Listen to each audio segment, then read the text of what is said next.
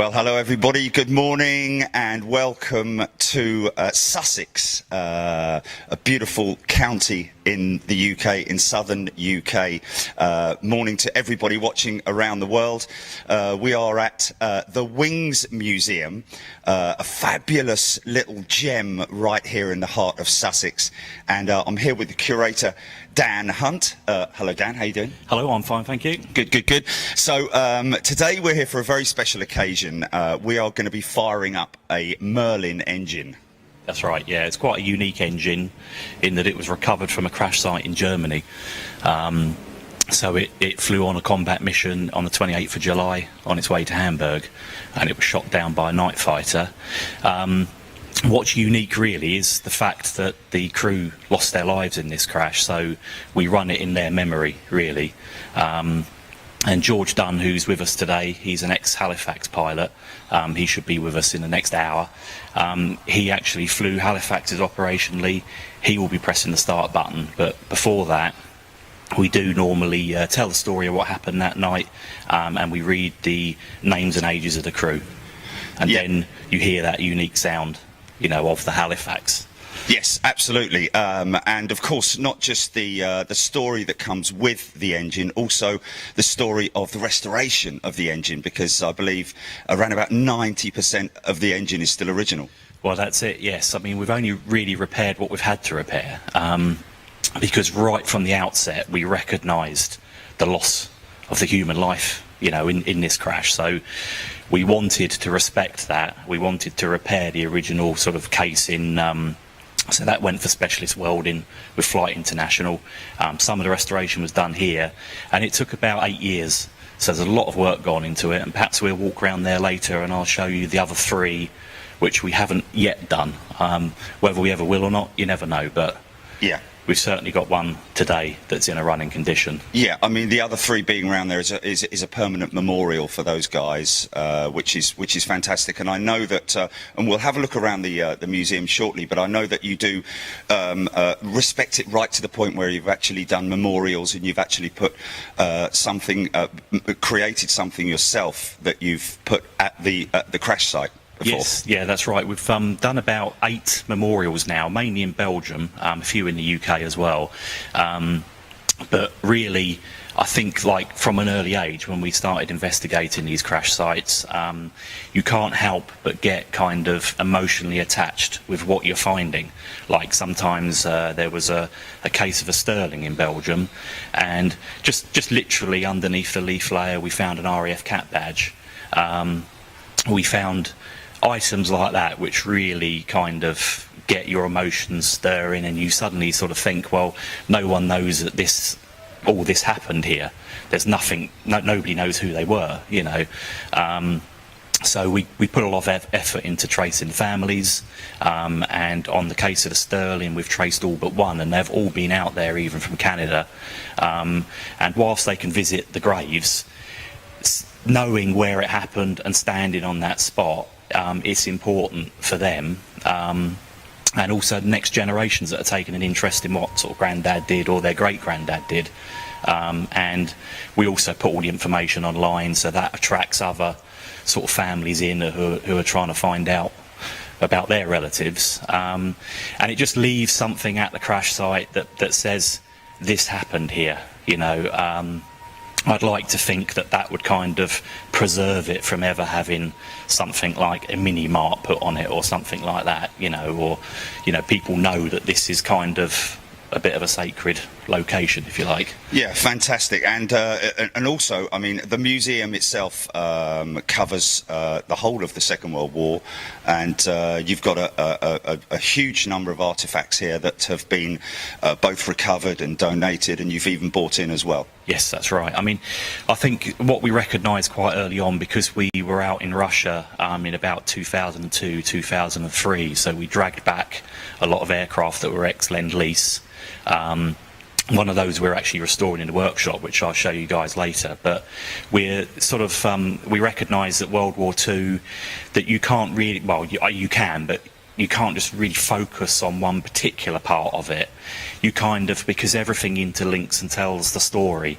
So here we have memorabilia relating to Japanese, the Russians, you know, all nations really, the Germans as well. You know, we're non-political. It's about remembering young guys that went to war, many because they had to. A lot of them paid the ultimate sacrifice, and it's really remembering that, not necessarily the reasons and the political reasons why all of this happened. Yes, just indeed. To preserve their memory. Yeah, absolutely. So I think that's the best way to run a museum, is just not to be politically involved. Is just respect and they were young. I mean, we're talking about, I believe, the pilot of JD 150, which is the Halifax, the engine that we're going to be seeing firing up later. He was 19 years old. Yeah, I mean, 19. That means he was the skipper.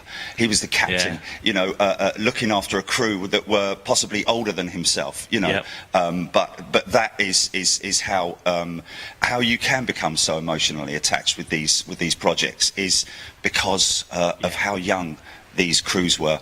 Yeah, I mean, I think it was a tall order, a 19-year-old flying in quite a primitive time as well, like navigation, flying in conditions which are very challenging, very hazardous, not just the combat hazards, but just the literally flying operationally at that time. But you think of a 19-year-old who's too young to drive a car, but you can take a fully bombed up Halifax to Germany and back again. In the dark. In the dark. And often they had so many bombs on them that, you know, if anything happened on takeoff, it would be game over. They knew all this. They served quite early in 1943, around about a time where the survival rate of Bomber Command was pretty grim, really. I mean, at one point in Bomber Command, it was like a 1 in 3 survival rate. And of course, whilst that wasn't publicised, these guys could work it out. They could see the empty bunks. They could see who was going out on a raid and who wasn't coming back. And when you think that they went through that, and then they did it time and time again. Yeah. You know, and these guys, they were actually on their 3rd operation. And what's kind of sort of unfortunate for them is that they ran into a night fighter ace, and they were still gaining their experience at that time. Yes. So we know that they were intercepted at 14,000 feet. Now, when they crashed, they were flying at a very horizontal angle, and it just nosed into a very soft area, which is why the engines are in such good condition and why we've been able to restore one of them. But we can only really assume what happened, that perhaps they were corkscrewing to try and shake the German night fighter off. They might have done that several times, and then by the time they've kind of recovered, taken stock of their damage, perhaps some of the crew have already been killed in that attack, confusion, panic. I mean, we do know that, you know, it appeared that the aircraft was under control. None of them got out, so they were all killed. The aircraft was on fire, and you just sort of, you can only really imagine the fear, you know, what those guys went through. And I think the least that we can do is to remember them, and to make sure that future generations that come to the museum and the artefacts are important for the new generation. Because, you know, pick up history book, I don't know about you, but it doesn't really I don't really get the kind of feeling for it. Whereas if I'm handling an artefact or something that's been there, it kind of, well, makes the hairs on the back of your neck stand up. Absolutely. I mean, we've known each other for a while now, and we were on a dig together with HR 796, the Halifax, that went down. A different situation on a training mission. They all managed to bail out at 10,000 feet, so the aircraft went in on its own. So a totally different scenario. And but again, like you say, when you recover an artifact, even a switch or a lever, knowing that particular item was handled by either member of the crew, be it from the gun turret or from the flight deck or from the wireless operator or the navigator. You know, it's just it brings home that personal, poignant part of it.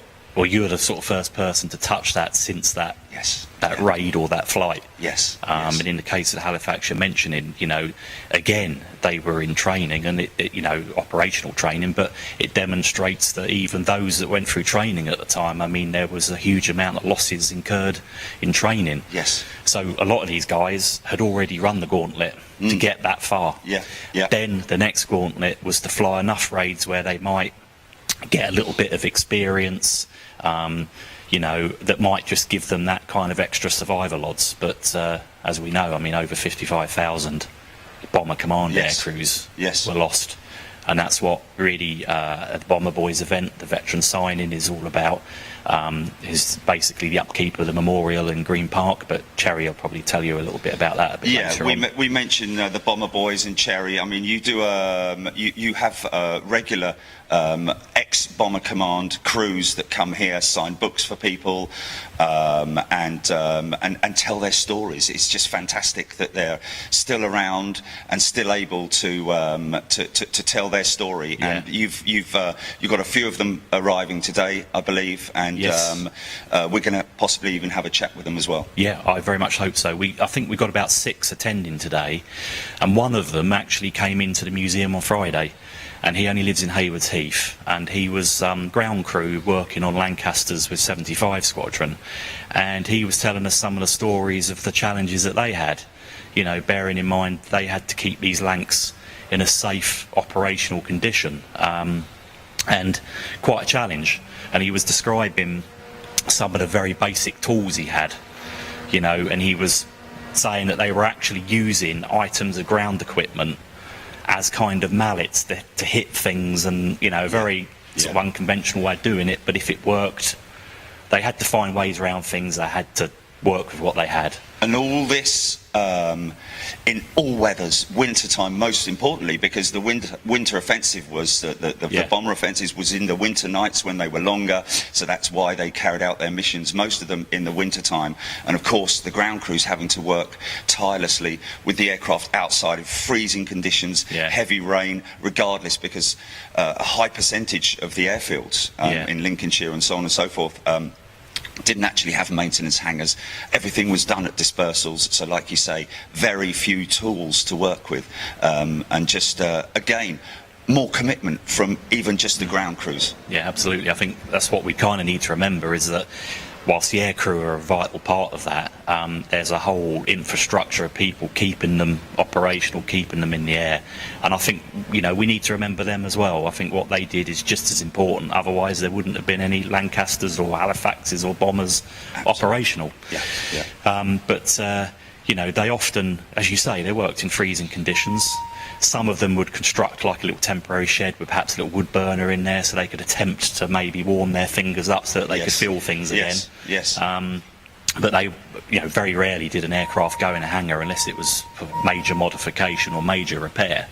Most of them were just worked on out in the open, as you say, in all weathers. They couldn't just say, oh, it's raining, we'll wait for that rainstorm to stop. They had a target to meet, so... Absolutely. You know... Dan, let's take a look around the museum. I mean, you've got so much here. What I'm going to do is I'm going to hand you the mic. I'm going to go mobile, and we'll have a little walk round. Should we start in maybe Fighter Command? Yes. Okay, right. And I'll let you deal with all of that. Chili, stand by. This is... Okay.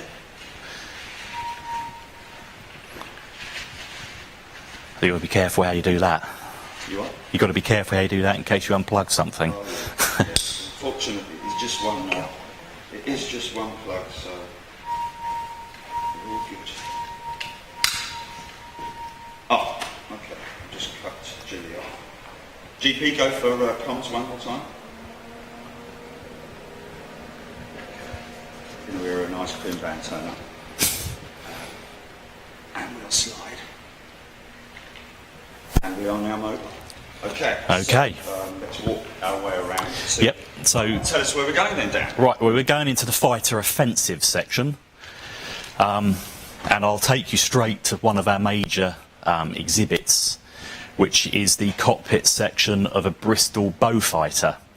Now, this particular one was actually found in a in a scrapyard in South Africa, and it was very kindly restored by a friend of ours, Rob Greinhardt, in Australia, in exchange for a wrecked Oscar that we had recovered from the Kuril Islands in Russia. And now, you know, a lot of it is totally original, but obviously it's been restored. But it's a nice exhibit because it shows people the office, if you like, of this particular aircraft. And, you know, what I find absolutely mind-blowing is that through the section behind the pilot's seat here, there would have been a big box section of a wing spar, and the pilot wasn't wearing his parachute. The parachute was actually hung up in a rack here. So if he got into trouble, not only did he have to try and keep control of the aircraft, he had to jettison the escape hatch here, and then that would jettison, but then he'd have to put his own parachute on and somehow get out. And you think that if you're in an aircraft that's barely flying or even perhaps going down, I mean, it's just amazing to think that they had to put their own parachute on and control the aircraft. I just find that kind of scary, really. It is incredible. I mean, when you look at the aircraft as a whole, it looks quite big. Yes. But then when you look at the cockpit, as you say, the office, it's very, very compact, very tight, and like you say, in a situation where the aircraft's out of control, very little opportunity. And of course, don't forget, the pilot was generally always the last out.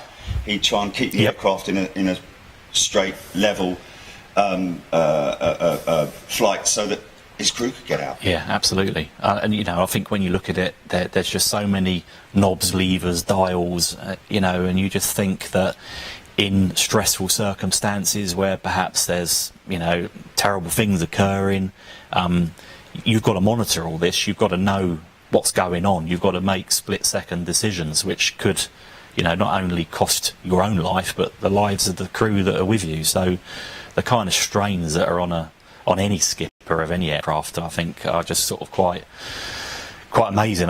You know, I'm quite certain that if I was around in those times, I'm not sure that I am of the kind of moral fibre to have carried out that kind of work. Yes.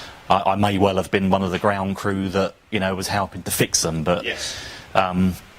You know, I just think that a lot of them had no experience of flying aircraft. You know, they were kind of called up to do their duty, and let's face it, that, you know, they were rushed through. You know, a lot of them went to Canada for training, but, you know, it's still an awful lot for a young person to pick up. And I guess maybe age works in your favour, because as you get older you tend to think about things a bit more, whereas when you're younger you're a little bit more sort of like, you know, go get it, sort of like, yeah, we can do this, and go fight for your country, basically. Yeah, and it's going to be, you know, an adventure, and, you know, there's all that kind of element of it, but I guess reality kicked in quite quickly for these guys. Yeah, very quickly. Okay, so I'll wander on. So that's the Beaufighter. Yeah. Just to point out, we did just touch on the memorials that we do. Just the connection to the Beaufighter is that we researched an aircraft that crashed just a couple of miles away from the museum, which was a night fighter Beaufighter that was shot down just at the very end of the Battle of Britain, and they were on a patrol in London looking for German bombers, and they were returning to RAF Red Hill in very bad weather. And this is another kind of remarkable thing, is that RAF Red Hill had no runway lighting at all. It had a gooseneck flare, which is basically like a watering can with a flame at the end filled with fuel, one at each end of the runway. And you know, they would have to basically line their aircraft up using just that. And in bad weather, a lot of these crews, and including these guys, they were basically trying to locate Red Hill, and they just unfortunately hit the very tops of some beech trees at a place in Balcombe and crashed. And, you know, very experienced pilots that had served previous, you know, combat in the Battle of Britain flying Blenheims, but at the end of the day it was a beech tree in the dark that cost them their lives. And, you know, it's just the hazards, really. You know, literally, even though you've returned from an operation, until you're actually safely on the ground, you're not home, are you? You know. Exactly. And this kind of highlights that. And so many of them did get caught out by the weather in the UK, fog. Yeah. You know, I mean, I know that some of the airfields had FIDO, I think it's called, Yeah. where they burnt fuel to disperse the fog and obviously give the crews an indication of where the landing strip was. But even so, coming back to the UK, so many times the aircraft, huge squadrons of bombers were held in holding patterns before they could land, or having to divert, where a lot of collisions happened as well. Yeah. Which is just it's just there's so much to it, isn't there? Yeah, there is so much to it. Yeah. Okay, so if do you want to? Over here, just have a Yep, quick that's here, which is that's the remains of a Hawker Hurricane. So you know, obviously, many people will know all about the Hawker Hurricane, but for those that aren't sort of as familiar, it was basically quite a primitive design, a very strong aircraft. It was basically the prominent aircraft in the Battle of Britain, but it was wooden fabric. So if you're looking at an aircraft that's been sitting around for 50 or 60 years on a crash site, obviously the fabric and the wood are long gone, but these are, you know, what's left of it. You've got the centre section there. There's the bottom of the control stick. The seat would have been mounted in that area. And the undercarriage is still in the upper position on this one. But this is a Lend-Lease Hurricane that went to Russia, so a lot of the ex-RAF battle-weary aircraft were sent to Russia to kind of assist them with their efforts out there. yes. Now, I mean, for those that visit the museum, you'll see that there's also bullet holes all over the place on this thing. I mean, it was riddled, so obviously we're not exactly sure, being Russia, it's remote. We don't even know what happened to the pilot. I mean, you know, if you manage to force land, Russia is a hell of a place to try and, you know, get out from. You know, if it's winter alone, you know, whether you'd make it through the night with the sort of, you know, the temperatures that are out there. Yes. But shall I take you into the bomber section, which might just be a nice contrast from the fighters? Links trainer here, which is quite interesting. First ever, you know, that's what saved a lot of people, is the early training. More of your restoration projects here, which is fantastic as well. Yeah, that's an A26 Invader, which has been totally restored here at the museum. Yeah, I remember when that was. When that was outside in pieces. Done a fantastic job. There were people around that were thinking, like, is this actually achievable? But the one thing that we have here at the museum are a lot of volunteers. Dedicated volunteers. Totally dedicated. Who will do so much towards... Yeah, if you get a team of 10 people working on it regularly, then this is what's possible. But myself, you know, it would take me my whole life to do something like that. But so this is an air raid shelter, an original one that we got from a garden in Kent, from Hornchurch, and it was used as a coal bunker, as many of them were at the end of the war. Later on we'll have the sounds in there of an air raid, and you know, again, very good for sort of school children who are learning about World War II. And you know, obviously the civilian side is as important. You know, I think with World War II it affected everybody, you know, those at home, those serving abroad. This that you're looking at now is, we're pretty sure that there are only 4 of these turrets. I might be wrong, someone might correct me on that, but I believe there are only 4. 2 of them are here, but it's an FN4 gun turret, and it's from a Whitley bomber, so it's a rear gun turret. What is remarkable when you look at it up close like this is how tight it was in there, and you know, you can see why. You know, Tail End Charlie was basically the favourite target for a night fighter or for a fighter, purely because he's at the back. He's defending the aircraft. He's the first thing you knock out, isn't he? Yeah. If you're attacking, he's shooting at you, you're shooting at him. Yes. I mean, it's a battle of survival. But I mean, I've not even attempted to try and get in it. I know better, but I mean, as you say, it is so confined, the space in there, and they could be sort of, you know, 8 or 9 hours sitting in there.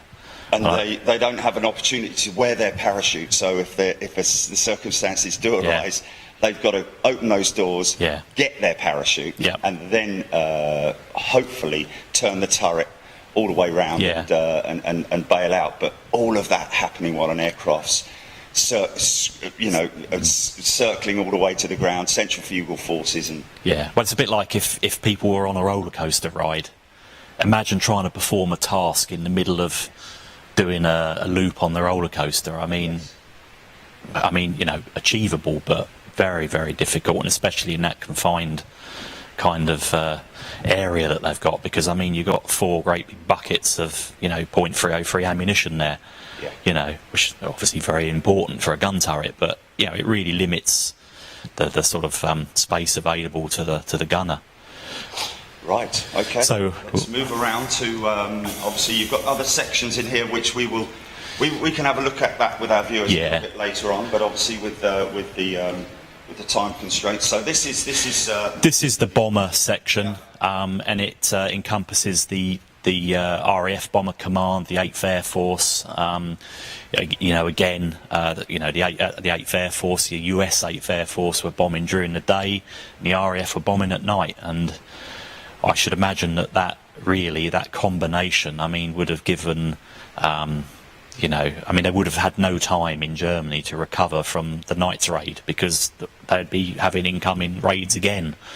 And I think the bombing campaign played a vital part in, the success of D-Day ultimately, in attacking communications, but also factories and, the fact that they were running out of supplies. It's all down to the fact that there was a huge bombing campaign, and on both sides, like in the Blitz and in the bomber raids over Germany and France, and there were a lot of civilian casualties, which is just unfortunately one of those tragic things of war at that time, and yes.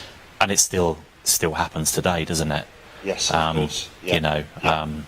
Often the civilians that are around these factories are the workers, of course, that work in the factories. Yes, indeed. I recently went back to Halifax, the HR 796 crash site.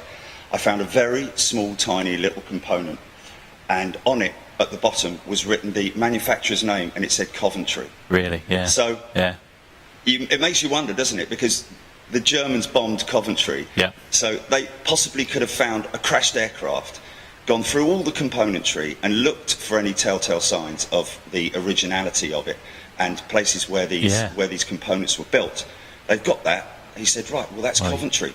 They're built in Coventry, so let's go and bomb Coventry. Well, we know a little bit of that went on because the Japanese, when they put their construction numbers onto data plates, they vastly exaggerated which number of the production it was. Oh, really? So that you would think they had thousands and thousands of these, but in reality they might be barely breaking 500, Yeah.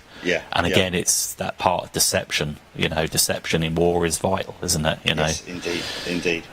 This is an impressive artifact, which you've. Is this where did you get this from? Well, we recovered this from the eastern part of Russia, and it's a Douglas A-20 Boston, so it's an American-built aircraft. And if you see the wing right up in the corner there, you'll see the American star with the meatball, which was the very early US sort of national insignia. But obviously, after Pearl Harbor, when people were seeing meatballs dropping bombs and attacking them, they very rapidly deleted that red circle, because from the ground, obviously, it could easily be mistaken as being enemy. But so that shows that it is an early Boston that's been used by the US Army Air Force, and then sent out to Russia to do its bit. And basically, it was attacked by a Bf-109. Again, we can't say for sure what happened to the crew, but the thing was basically laying in the woods, where we've sort of had it recovered, and we've just decided to leave it as it is, because this is real, this is the reality. And this is the thing about the museum, is that it's not a collection of perfect aircraft, but the point is, if it's damaged, or it's got a hole in it, or it's got bullet holes or shrapnel damage, there is an important story behind it. Yes. This damage is all at a cost. If this was a perfectly preserved example, it probably would never have seen any action in World War II at all. but you know, the importance is the reality of it. Of course. So just behind you there, a little bit of sort of like the American corner, so to speak, B-17 stuff. Well, I might just point out, Okay. if I just point to it, that item there. Yes, the gun sight, is that? That's a gun sight from a 50 caliber machine gun, but that was the very first thing that we found. And in actual fact, in the early 1980s, my dad actually found that while we were walking down the side of an old airfield. And he showed it to his two sons. I was 7 and my brother would have been 10 or 11. It captured our imagination. We were at the age where we were building airfix models and, you know, watching the war films. And we went into the woods and we started coming out with all sorts of things. And I think that planted the seed, which then in adult life was able to kind of grow from a collection that started under the bed to a lock-up, to putting on exhibitions locally for just one day and then packing it all away again, to eventually forming the museum as it is today. And the thing is, the exhibits got bigger and bigger, and they continue to do so as well. Yes. There are just so many opportunities and so many items that we're running out of space a little bit. So you're looking to expand, or yeah, definitely looking to expand. I mean, as I say, the museum is very well received, and I think public opinion is definitely very important, because, you know, if you're the curator of a manager of a museum, the public, you're delivering a message, you're a custodian of all this stuff. I mean, none of us live forever. The idea is that this is here for future generations, and that it carries on delivering the message that it has. So, you know, public opinion is important. If it's well received, that message is being delivered. Yes. Well, I think it's fantastic what you've done, and your commitment to it as well. Thank you. Yeah, it's I can't take. I mean, it's obviously my brother, and we have the benefit that where we have a whole team of volunteers, which enable us to operate. We're now open 6 days a week. I'll get that plug in. Yeah. No, that is something that I did notice. You're now open, because you were just Saturdays and Sundays, wasn't it? We were, yeah. For about 13 or 14 years, we were open just Saturdays and Sundays. But now we've got a few more volunteers. We are looking for more volunteers as well, I might add. Yes. I appreciate that some of your viewers might be a little bit further afield than are able to attend, but yes, it's worth putting it out there. So what we're looking at here now, that is actually a wheel from the Halifax that you were mentioning. I don't know if you saw that on your last visit. From Chailey. Is it? Is that the Chailey? Is that the Chailey Halifax? And do you know there was an auction just before Christmas where a collection was being broken up and sold off, and I was online and I was buying a few items, but do you know, it was on there, it was a Halifax wheel hub, a very poor picture of it, no history, and I purchased it. That's incredible. When I went to collect it, there's a label on it, and it's even got the guy's phone number of who found it, but it's from Chailey. So that's it has a Chailey, where yeah. So it's kind of come home, really, because it's joined the other artefacts which we got from that aircraft. Yes. Just one of those examples of sometimes it's a really small world. Yes, indeed. Just happened to find it, and there it is. And that went down near Chailey Heritage, wasn't it? Yeah, well, you're the expert on this one. I mean, you've put a lot of your sort of time and effort into researching it. And, yes.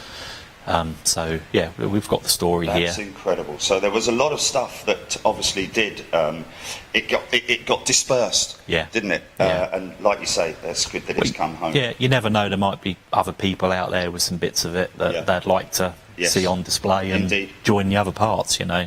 And this is something I put together as well, just a memorial of the Halifax Bomber itself that we did, which does actually show some information on the aircraft itself, and of course the crash card down there, and other artefacts. That's a panel I put together as well, which is donated to the museum, and that's the one that from our recovery, wasn't it?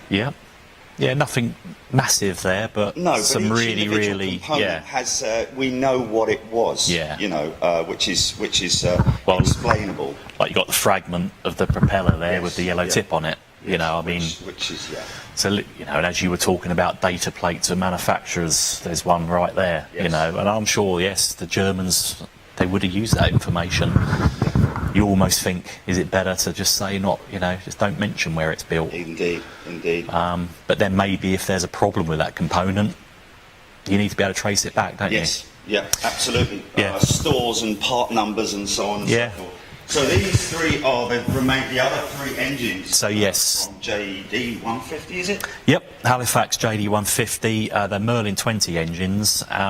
So it's from a Mark II Halifax that had the wooden propellers, and the Merlin engines. Later Marks had the radial engines, but these are as recovered. Now I'll point out now, whilst we're here, the state of the exhausts. Yes. They are all the same. They've all basically been crunched on impact as they've gone into the ground, and they were found at a depth of about 1.5 meters, so they weren't actually that deep, and it crashed in a very peaty, boggy area. But the fact that the propeller hubs, the propeller assembly are still attached is unusual, because if an aircraft shot down and it's spiralling out of control, it could be doing 450 miles an hour when it hits the ground. Which then they just fragment, wouldn't they? They just literally fragment into just pieces, you know. I mean, the shock load to the engine would probably just blow it apart into pieces, you know. So unless you're lucky enough to find one that perhaps the engine's been shut down, you know, where it's been feathered and actually shut down so it's not running at the time, then you stand more of a chance. But if you imagine all these components turning at the RPM that they're turning, and then suddenly someone stops that. Yeah, yeah. Well, the good thing with these, with the wooden props, is that the prop itself would be the first thing to fragment, and therefore save the internal components of the engine, which I believe the ground crews preferred that, because if an aircraft ever belly landed or damaged a prop on landing, they'd still be able to save the engine. Well, yeah, they could just change the props as opposed to changing the engine. Yeah. But you would think that wooden propeller blades would indicate an earlier aircraft, but it's actually the other way around. They were metal blades, and then they, of course, realised that if a prop stuck in or whatever, the shock load to the engine would probably completely write that engine off, whereas if you had blades that would splinter, the engine is saved. Yes. And also, I should imagine that it saved an awful lot of, you know, materials as well. Yes. You know, as we know, aluminium was becoming short. You know, there was a huge sort of war effort going on in the factories in trying to, you know, keep up with the amount of aircraft that were needed. And of course, we'll touch on a few components of the engine when we have a look at the restored engine outside, but these saxophone exhausts, as they were commonly known. Yeah. Something to do with a reduction in flame, which is obviously visible from a night fighter. Yeah, because if you're running a Merlin at night, there's tremendous flames that come out of it that you can't see in the daylight, but at night time you can see them, and of course it's a bit like a beacon in the sky to any night fighters. Yes. So they had to try and suppress that flame, and this is one of the ways that they tried to do it, by basically kind of housing the flame inside this shape and trying to sort of disperse the flame before it exited the exhaust system. And as you say, you know, called the saxophone exhaust for obvious reasons. If you turned it up on its end, it kind of looks a bit like a saxophone. Yes. I mean, we have actually run this engine at night before, and I'll tell you that, I mean, the exhausts were glowing orange. I mean, it was kind of scary because I'd never seen it before. Yes. Totally normal, but, you know, even with those dampers on, they were still pretty evident. Yeah, yeah. And that was a problem that, you know, is basically trying not to be seen at night, and what with searchlights and night fighters and radar. Yes. Testament, though, to the materials that were developed even back then, because I've got a very small piece of the stub which is extremely heavy. Yeah. It's almost titanium. Well, I mean, just the type of material to withstand the heat, because they used asbestos covers in the earlier models to reduce the flame but moved on to these because I think the asbestos were huge and massively heavy as well. But something that we can look at a little bit later on when we have a look at the Absolutely, engine. yeah. Well, you'll see the job that's been done on them, and Yes. it was actually a blacksmith that did that work, a local man.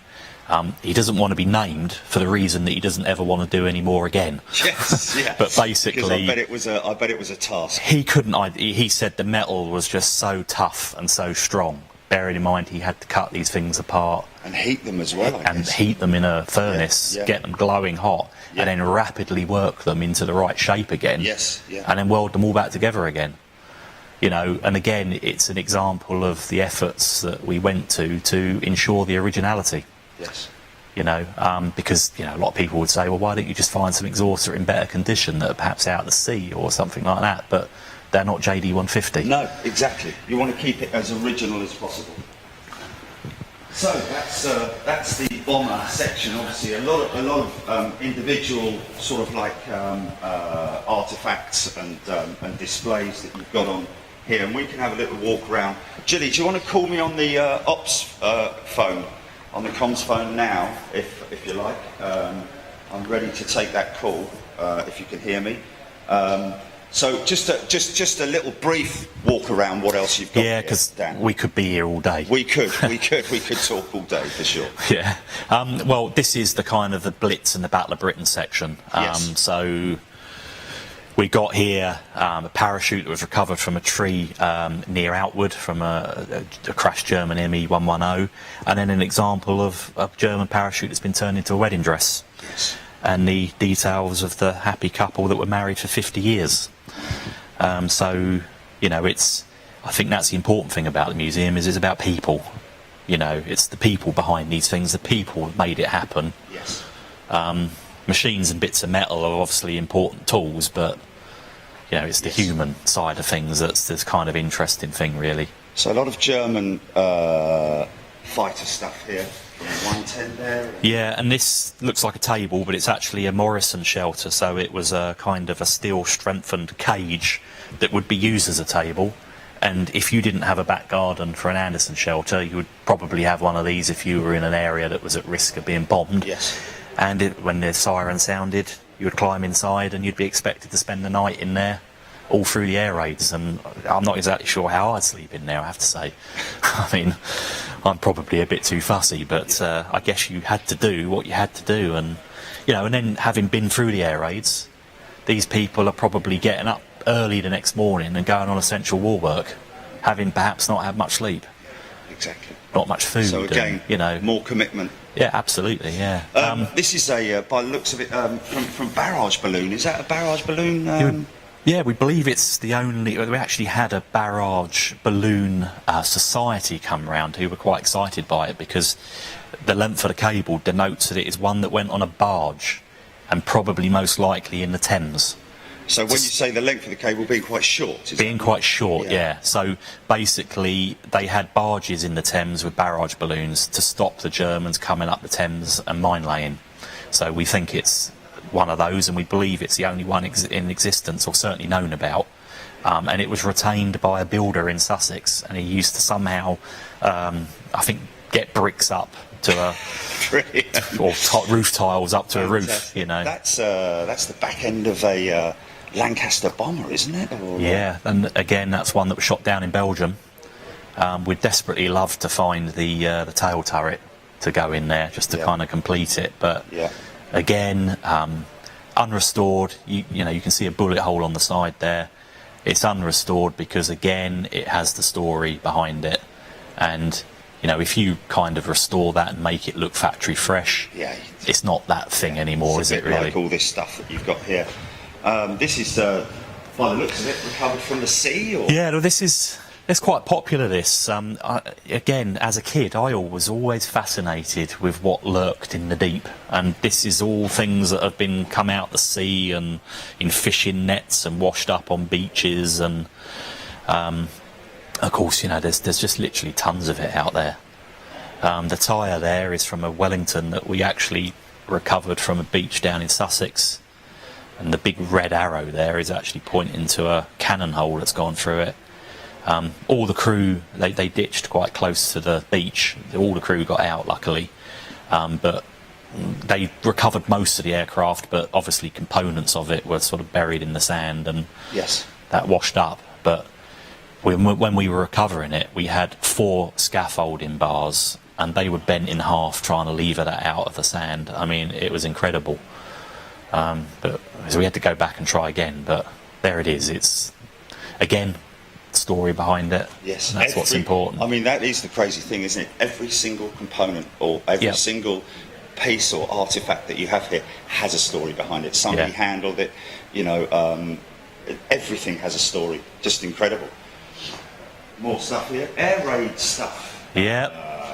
Well, that bomb is a German 500 kilogram SD bomb, and that was found, I was going to read the label, but it's found in 2017. It feels like only last year. But that was actually recovered from a building site at Broadbridge Heath, very local to the museum, and it was totally inert. It had been buried as a bomb disposal training area. So they would actually bury these things like 25 feet in the ground, and then it would be a recruit's job to hand dig down to them and using shuttering, and then practice defusing it or practice trepanning it, which is where they drill a hole in the casing and steam the explosive out. But they're all bombs that were dropped in the Blitz, so you can see the scrape marks on the paint of where it's gone in the ground. Yeah. They just basically, any that were defused in the Blitz were used as training aids at that time. I mean, you can see there's, some of the cabinets are devoted to one person. So if there's a lot of items relating to one particular person, then it will be dedicated to them. Yes. We got Land Army girls around the corner there, Home Guard. Everybody who did their bit basically kind of deserves a place in the museum. Okay, we'll take a walk around just a little bit further round. So much to explore here. I mean, you could spend literally a day here. Even got a searchlight. Look at that. Yeah, we got a few people gathering out. Is it all right to? So we just have one quick look. If we go down to the workshop. Yes, they're okay to come in now. So we're going to start letting the people in. We can leave the sounds for the moment, but Gilly, are you there? Can you call me on the comms if you've got a feed for that? I'm sure. Okay, Dan. So just tell us a little bit about this Dora we've got going on here. Okay, well, Dora is touching on the Holocaust, which is basically the forced labour that was used to construct the V weapons. Yes. And that is the engine from one of the V weapons, is that right? It is, yeah. It's recovered from a site in Essex. If anybody recognises it, I mean, at one time someone would have known where it was, but, unfortunately that history was lost. But all we know is it come from a forest in Essex, but we'd love the story behind it. But okay. The sort of this is quite interesting, isn't it? It's one of the stars of the museum, really, because it's actually an aircraft that visitors can go inside, and even wheelchairs can access this aircraft. And of course it's a Douglas Dakota, or a Skytrain as the Americans called it. But this one, it served in 1943 with the Americans, but we also it starred in Band of Brothers, so we normally played a clip inside the Band of Brothers that was filmed, but there are some sort of modifications to it that the film companies did. Yes. So do you want to let's take a little wander in there? So like you say, fully accessible for wheelchairs, and you can have a look in it, and of course oh, there we go, hold on a second, this is what I've been looking for. Hello? Hello, everything all right?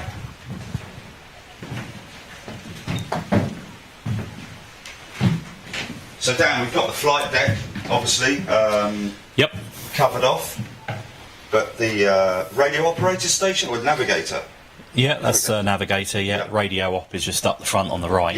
The cockpit is still pretty original to how it would have been in World War II. There's a few little minor details that are sort of post-war, but obviously the Dakota or the Skytrain it's still in service, I believe, in some parts of the world. Yes. But quite a fantastic aircraft that retained a use for years and decades after, its original purpose, really.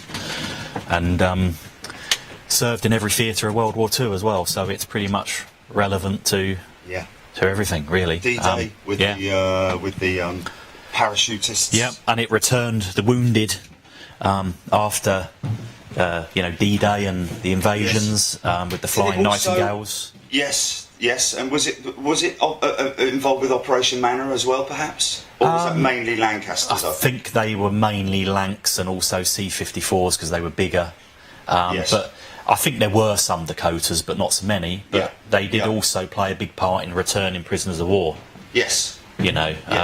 Repatriation. Yeah. Yeah. No, that's. There are lots of stories of them, having been in captivity for 4 years, getting out of these things and kissing the ground. That they're finally home. Yeah. They finally made it. They're alive. So this is. And the majority of them were, or a high percentage of them were downed aircrew who had gone to concentration camps or just to camps in general, prisoner of war camps, not so much concentration camps, but POWs that were still a tough existence. But when you think that those that were taken prisoner in Dunkirk, how many years they had to spend in captivity and just being behind a fence, the same thing day in and day out. I mean, often a lot of them would try and they'd put on a stage show for their fellow campmates, and often the Germans would actually encourage that because it kept them occupied. Yes. And if they're occupied, they're less likely to be thinking about escaping. That was the other the popular kind of, not a sport, but perhaps again it's a way of doing your duty. I did hear a story once of a group of German POWs who were sent out to plant the flowers on the seafront in Hastings or wherever it was. And by the time they'd left, the bulbs had come up, and they'd written "F off England" or something like that, which was really quite funny when you think about it, because they knew that it was going to happen there. But anyway, we let's have a little look. More recovered items, just so much for people to see, and again, everything with a story behind it. That's it, loads of it. There's a P-38 Lightning there that was excavated down in Swindon, and the photograph of the pilot there who bailed out of this one, but he was killed some months later. That's the thing, if they survived one incident, of course their duty wasn't done. They had to go on until their missions were flown. But if we go through these doors, which we obviously got some members of the public and veterans beginning to arrive. Yeah, that's fine. So we'll go into the workshop. So we do have quite an active restoration side of the museum as well, which we open up to the public and give them guided tours now and then, but generally it's sort of closed off at the moment. But the future idea is to have a viewing area. But this is a Bell P-63 King Cobra, American built. Now, we've restored the cockpit, and I'll show you, maybe if you just point the camera at that. That is actually the production line at Bell. So these aircraft, they were manufactured as you see them. One of the few aircraft where the cockpit section was a separate entity. So that attracted us because we could restore the cockpit and we could put it on an aircraft later on. So you've even recreated the stand, the actual stand that it was, the type of stand that it was. Yes, yep. The same as what you've got there. Yeah, we've done a sort of a replica to display it on, really. Yes. That's a crashed door from Russia. That's from a P-39, but the doors are the same. But again, you can see how we've kind of taken this apart to recreate doors, because we haven't been able to find any, but these are the doors that we're in the process of fabricating. So have you created those from your own materials and fabricated them yourselves as well? Yeah, and well, not me personally, but Tony is primarily behind the P63, and But he's that's so impressive. yeah. Well, he's we wish we had more Tonys, Yeah. because he's kind of the guy that can just find a solution to anything. Yes. And that's what you need, because these aircraft were built in mass manufacturing. You Yes. Yes. know, if you actually, if you go around the other side, you can stick the camera through the doorway and show people.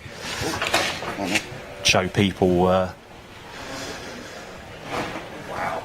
So pretty much the cockpit is completely done. It's to be fitted up, but it's really awaiting now a centre section to fit it on.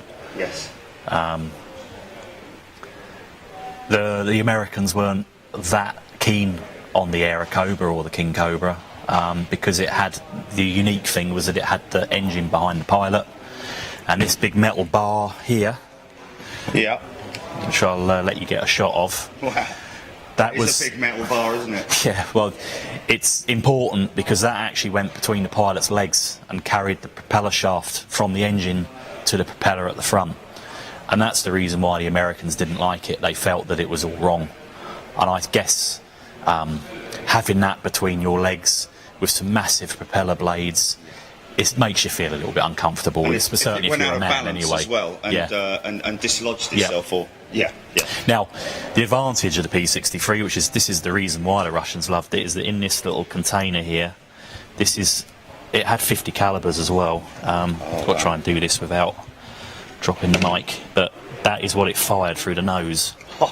So that is, That's some ordnance. yeah, that is a 37mm cannon, and it fired centrally through the nose. So basically, where you pointed your aircraft is where, you know, Yes. this round would hit. Yes. And if they were to fire off too many of these, they could actually even stall the aircraft because of the recoil.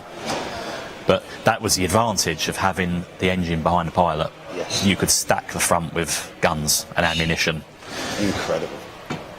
Now, this is actually a combat veteran that served in the Kuriil Islands, and it invaded some of the islands over there that were held by the Japanese. So it provided air cover and ground support. It was a brief war. It went on for about only 6 weeks, but it continued beyond the Japanese surrender because the Russians were winning, they were taking land, and there was no one there to stop it going on. You know, so even though the official surrender documents had been signed by the Japanese, they carried on. They eventually stopped. Now, just to kind of bring this into the kind of touch into the modern world, that this aircraft, the Russians, continued using it after the war. In actual fact, once World War II was over, the Americans were then a little bit concerned because obviously their border went into Alaska and into these islands. The Russians are very close to their border, so the tensions were beginning to mount with the Berlin airlift and such like, and you know, there was a big tension there, so they sent over a reconnaissance flight to photograph the Russian positions to know where their front lines were, and they were intercepted by a flight of P-63 King Cobras, so they were intercepted by their own aircraft, and that flight turned around. They didn't get their photos because obviously you know that it's carrying that formidable weapon in it. Yes. You know, so they turned around. That was the beginning of the Cold War, and I believe, again, I'm relying on my memory here, but I believe it had the code name, a NATO word of a franc, I think it was called. But they were used into about early 1950s, and then as part of the Lend-Lease, as we understand it, the Russians had to pay the Americans back for anything that they received in World War II, but I believe there was a loophole in that you didn't have to pay for things that were destroyed. So the Russians basically destroyed everything they had. They broke the wings apart, they put axes through them, they cut the cables. Really, just You so know. that they didn't have to pay it back. Yeah. That's incredible. In the 80s, when the satellites were going over photographing all these airfields, the Russians also wanted them to be seen that they weren't operational aircraft. They'd been Yes. abandoned at this point. Yes. Now, I'll just wander through. We've just recently started restoring one of the centre sections that the cockpit mounts on. Ah, okay. So we've moved on from the cockpit now into, this is the centre section deck. So basically, this is where the cannon would be, the engine in the back. Actually, the engine. Probably one of the only aircraft That's actually had a rear-mounted engine. Yeah. I can't think of any other aircraft that had a rear-mounted engine. It was a Bell. Fighter, should I say. It was a Bell belief, and when you think that they've now obviously moved into helicopters, Yeah. it's almost a helicopter concept in a normal configuration aircraft. Yes. And later on, they upturned it, and Yes. and it's worked very well. But you know, it was a unique aircraft, and the Russians loved it. You know, it was an excellent. V12? Yeah, an Allison Yeah. V12. That's the original one out of this aircraft. But you know, when you sort of think that it served the purpose of what was going on in that theatre, what it was designed to do was to escort fighters to Berlin in the European theatre, but it never had enough range. It could never carry enough fuel. Right. So okay. it never really got there. Yes. But it instantly fulfilled the demand that the Russians were putting on, that they needed an aircraft that was ground attack. So it fulfilled that role. Yes. And they, well, I mean, some of them are retained in the States, but the Americans never used the P-63 in anger. Yes. So you've got a pretty extensive workshop here, quite a lot of equipment to do all the jobs that you need. I can see you've got is that the machine where you clean? Yeah, that's the blaster, but we got Blaster, yeah. we got an English wheel here as well, folders, guillotines, milling machine, Yeah. lathe, spot welder, you know, you name it really.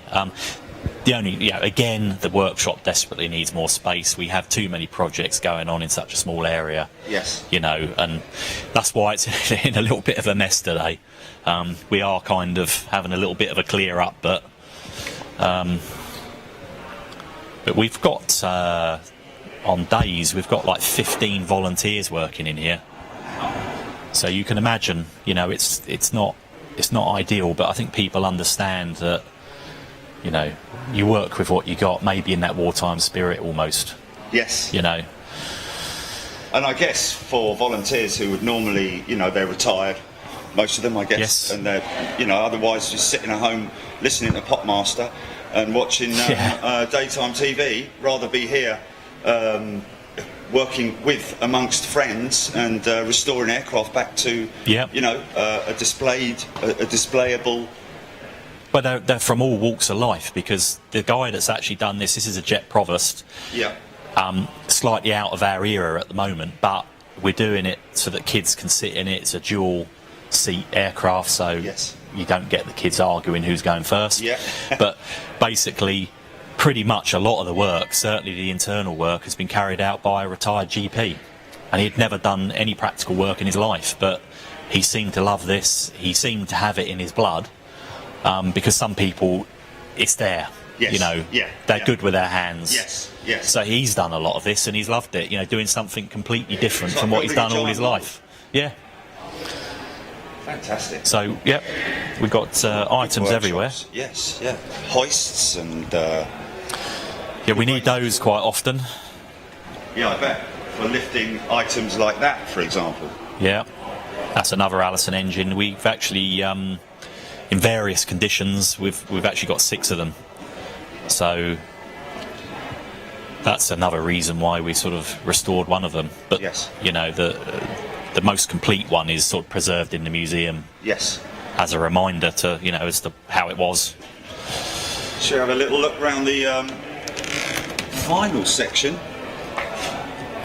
There's still so much more here. I mean, this looks like one aircraft, is it? Yes, that's another Lightning. P-38 Lightning that was reconnaissance, so it was blue.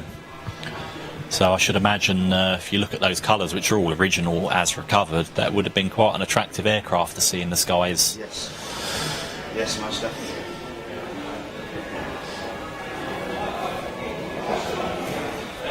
We've got a pair of engines here. This is really impressive. A lot of people don't. So many people aren't aware of this because there weren't many of these built, were there? No, not at all. This is an HE-177, or a Griff as the Germans called it, but it was basically 2 Daimler-Benz 605 engines coupled together with a common reduction gear to connect them. That then become the Dana Benz 610, and it had this massive propeller unit through it. And again, these were recovered from an area near Normandy, and the aircraft was on its way out with glide bombs. So they were actually primitive radio-controlled bombs that they could actually launch and control to the target. And they were going out to attack Allied shipping, but they were intercepted by a Mosquito, and they were shot down. All the crew bailed out, but basically the bombs were still on board when this thing went in the ground, and the Mosquito was buffeted violently at 6,000 feet from the explosion. Wow. So, and again, another tragic twist of fate was that the Mosquito was damaged in this attack, and he had to force land on one of the beaches. And apparently the records show that as he was forced landing, the aircraft skidded into a truck and killed the driver. So, you know, you could literally be minding your own business, surviving combat, to finish your days like that. Yeah. You know. Crazy. Absolutely. So, crazy. yeah, very unique. Probably the only place, certainly in England, where you can see such an exhibit. Yeah, yeah. And there's the undercarriage leg there. Such an impressive. That is massive, isn't it? I bet they had. Did they not have possible overheating issues with these engines, or? Yeah, I think the main issues was that they had to prime them so much to get them going that they often caught fire. Yes. So I don't think they were that popular, you know, with the ground crews and the air crews. So here another. So Japanese aircraft. This one. Yeah, this is one of the Japanese aircraft that was recovered from the Kuril Islands. This is a Nakajima B5N2 Kate, or the code name was the Kate, and it had a crew of 3. And up until fairly recently, it was the only one in the world, but the Pearl Harbor Museum has subsequently got the remains of one. So it's a very rare aircraft. And this sort of represents friend and foe, because I was talking about the P-63 behind us, the one which we've preserved as is in the museum. So these were in the same war, and that's sort of how we display them. That here we have the Japanese element, which was recovered from just literally as found, really. And then the P-63 over the other side, which is the... Oh, that's another. So that's a rear-mounted engine as well. Yeah, that shows you the cockpit section that we've restored, the centre section that I showed you earlier in the workshop, and the engine behind the pilot. And you can see where the cannon is mounted through the shaft there, is that That's right? it, yeah. Which is something that the Germans were quite fond of, and makes perfect sense, really. Yes. Was the 109, did the 109 not have a cannon that went through the hub? Yeah.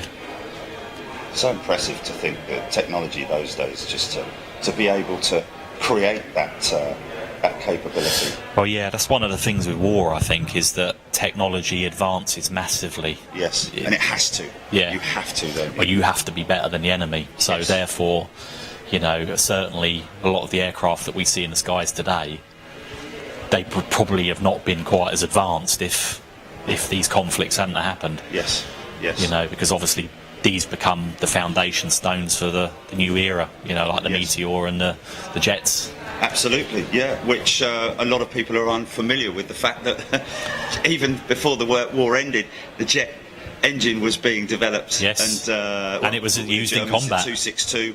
Yeah, yeah, it's incredible.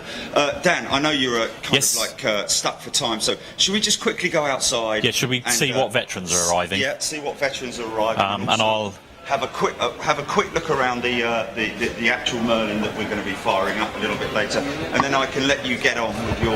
Yep, sure.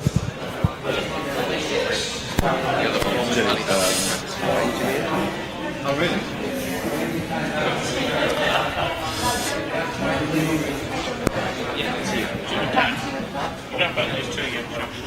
Yeah. Okay. So we're out here now with the engine. And there it is. Wow. So impressive, Dan. we saw the examples earlier. Yes. And I pointed out the state of the exhaust. Yep. And he has done a fantastic job, hasn't he? Yes, he has. He's performed a miracle there, I think. And of course, that is what gives it the unique sound, and it is a sound that's quite a bit different from an engine that's in a Lanc or a Spitfire, or Yes. but even the engine bearer is original. Yes, that is really impressive. I mean, the engine bearers being these components here, which, when you think about the fact that the aircraft went in not deep. No, At a slight angle. Yeah. It's still impressive testament to the strength and durability. Yeah, I mean, of the bearers. Even the propeller hub, this component here, is the original. So you can see that, there is evidence of the fact that it has been recovered and dug up, but yes, it's safe, so it's been reused. And where there was damage that didn't need to be repaired, we've just left it, like the ignition harness here. Just there, that is damage that was occurred in the crash, and we've just opted to kind of leave it exactly as that. It's all part of the story. Massive supercharger, of course, which was a big part of the Merlin. There's your carburation behind there, carburetor. And one thing I did notice, Dan, you've built this the starter panel here, the control panel, which is absolutely fantastic, using all authentic parts. Yeah, again, that was Peter Grieve at Flight International up in Leeds, and he specialises in building these trailers. And he likes to use the original instruments, so they are all wartime configuration. So apart from a control yoke, we got everything we need. Yeah. So how much fuel do you burn on an average starter? It'll probably burn about 30 quid's worth of 97 octane is what we use. And you can see, she's got a few oil leaks. Yeah. It's to be expected. I mean, they leaked in service. Yeah. They called it marking their territory. Yeah, there was always 4 marks at the dispersal, wasn't there? Yeah. Well, that's why, like the Lancs had the tyre covers to stop the oil leaking onto the tyre. Yes. Which would obviously then affect its performance. Yeah. So the only elements that are not original is literally the radiator, the coolant tank, and the propeller blades, because obviously they're metal. Yes. They're actually off of a Firefly. I see. They are the only blades that we could find that would fit that particular hub. And this glycol tank is off a Shackleton, I believe. Shackleton, right. So off of a Griffin engine. Yeah, because people knowledgeable about the Merlin engine will know that the glycol tank literally wrapped around that assembly there. But other than that, it's just absolutely fantastic, isn't it? Yeah, well, I think when you sort of hear the ages and the names of the crew, and then you hear that sound, and you appreciate that it's that engine. Yes. That is what those guys looked out on their wing and possibly saw on fire, or that is what they were hoping was going to get them home. Yeah. The aircraft flew 14 missions.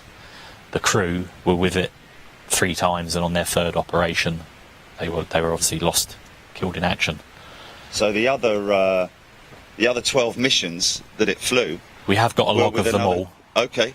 Yeah, with another crew. Yes. Yeah. It come back damaged by flak quite often. Yeah. So that crew were given another aircraft, and the aircraft went in for repair. So whether they completed their ops and they inherited this aircraft.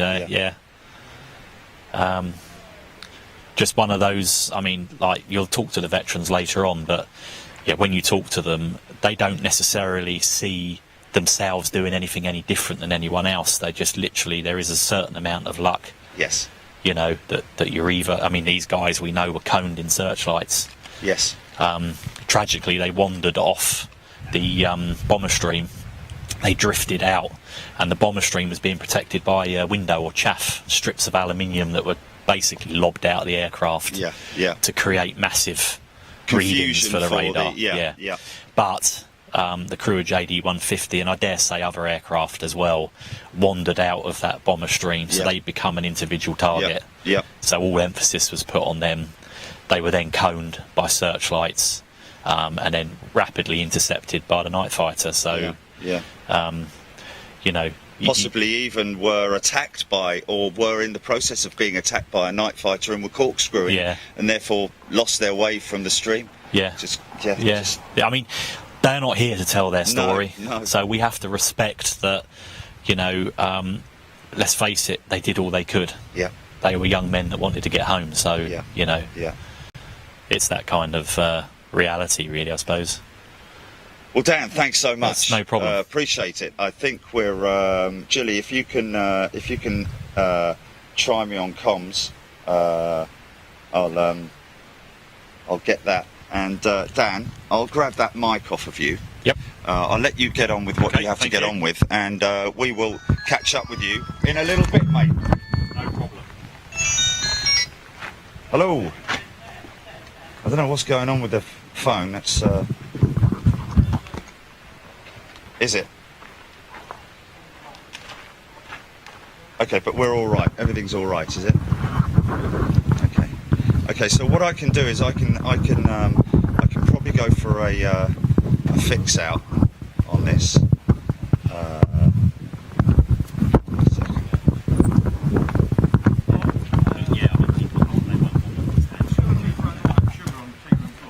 Right. Okay. So just check you've still got comms there. You've still got mic. The mic's still there. The mic's still good.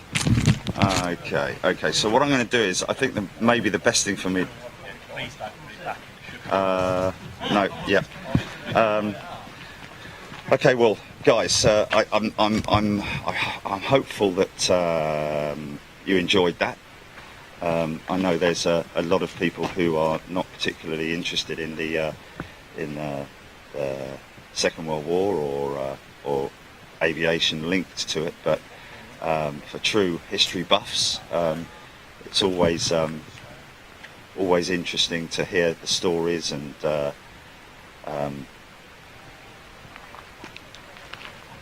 Okay, good.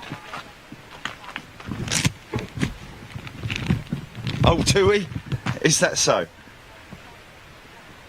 Oh, really? Oh, okay. Well, he'll be there now. He should be okay. Yeah. Okay. So, as you can see, folks, what time have you got, Jilly? On your. Oh, why does that keep going bing like that? 10:27. So we're looking at around about 25 minutes. Does anybody? Is there anybody on the feed? Oh, that's very annoying that keeps happening. Is there anybody on the feed who perhaps wants me to go anywhere in particular inside the? I'm just wondering if I shouldn't get the sticks, Jilly. Lock it out, and then go and get the phone. Yeah, I'll go and get my other phone. So just stand by 1 second. Thanks, guys. Cheers. Okay. All right.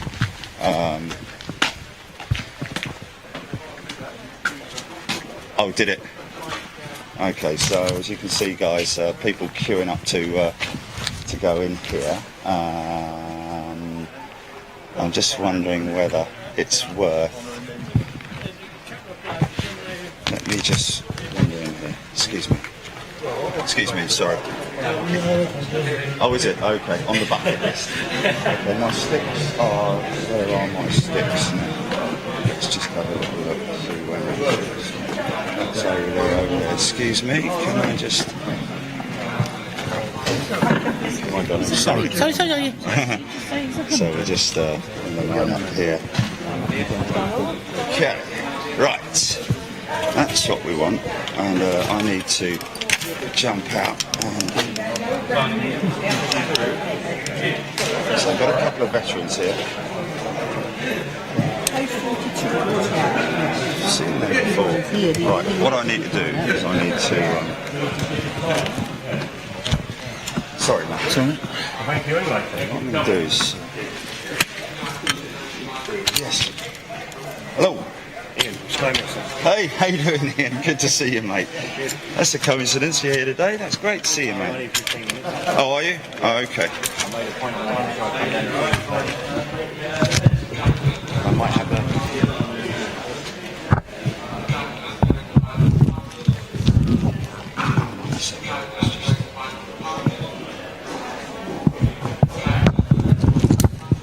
Right. folks.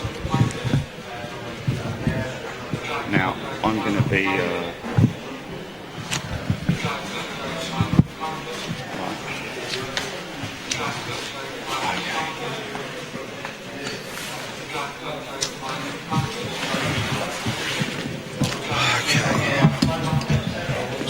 just going to go and get the other phone. Got 3 ports running, so yeah. But that's actually I've got it here. So what I'm going to do is I'm going to. Okay. Getting some close-ups. Okay.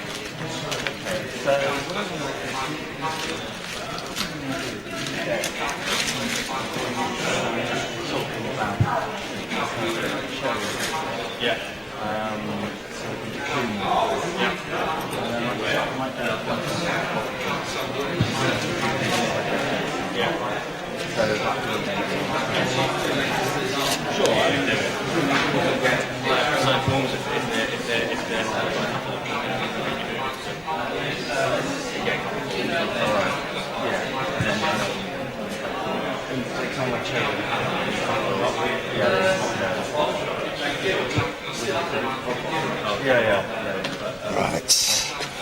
Okay, we're back in the land of living. People are asking anything in particular they want me to focus in on the museum. Did somebody say the shelter? Now I'm not gonna. Well, there are two different types of shelter here. No, it's not over. Okay, can you? I just want to check the audio, Julie. You just. Let me just grab it. I'm just going to quickly grab this. Leave that.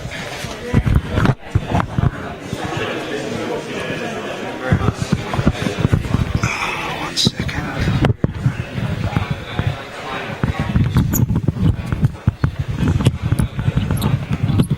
Wow, a lot of people obviously here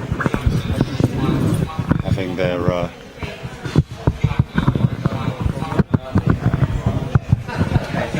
just a bit of a chat with me and then what you got? What's that? Ah, there's a lot of artwork being signed. Now, okay, so let's just have a little look here. So now these gentlemen here, folks, obviously. interesting history of mostly not UD, but also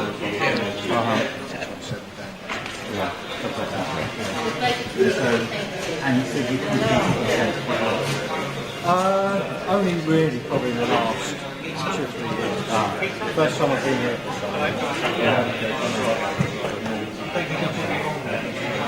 Because I've got a couple of prints.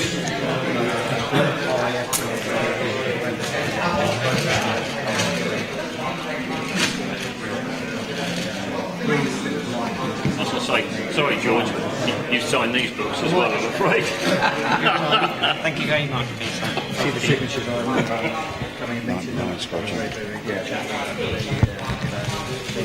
So these guys obviously quite busy with people signing their books. They obviously have. Thank you.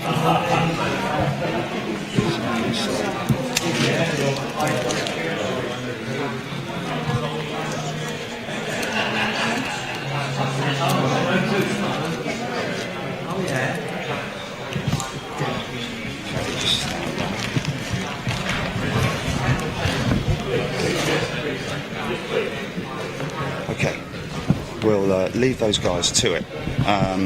Okay, is this the shelter that obviously in a lot of the gardens in the south of England during the Blitz, London, obviously quickly put up, and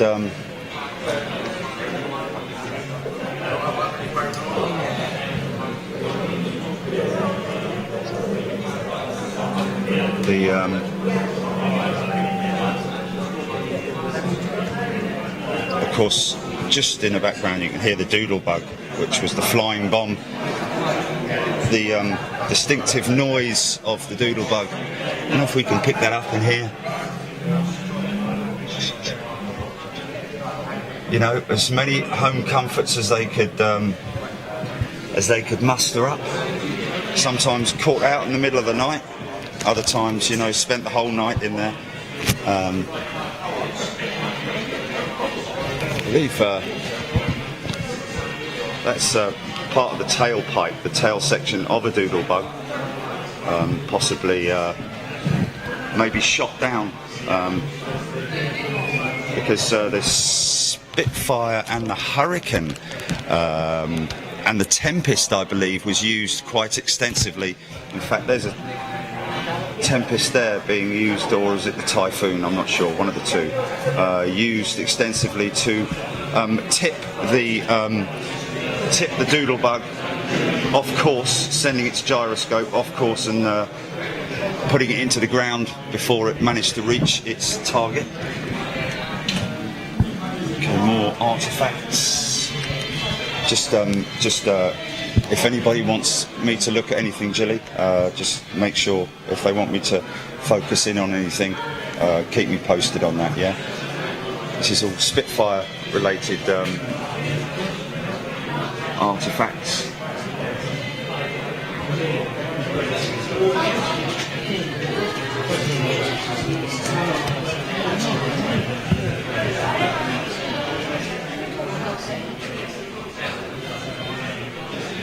Control column.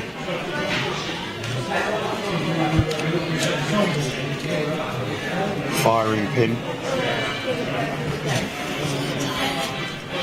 Throttle.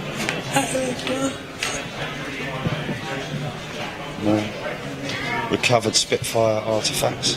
That's something that that is found around airfields and around the old control towers and so on and so forth, just to show, just to even bring a little bit more sort of like realism into it, you know. The fact that you know, these guys would bring stuff in whilst they're at work in the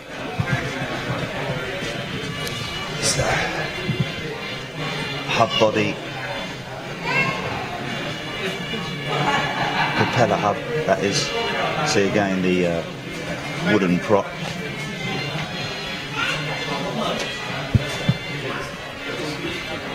Air raid siren, look at that.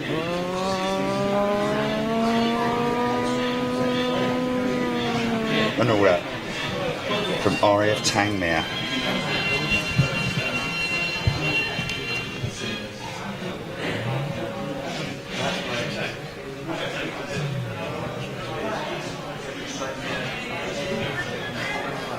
So we've had a look around here. So as you can imagine, the majority of artifacts that were found, that's part of the windshield there. Look, that's the windshield from this Hurricane. See how thick the glass is, obviously, to withstand a fighter attack as best it could. But a majority of artifacts that were recovered, that have been recovered, are obviously fragmented. As you can see there, engine parts. Yeah.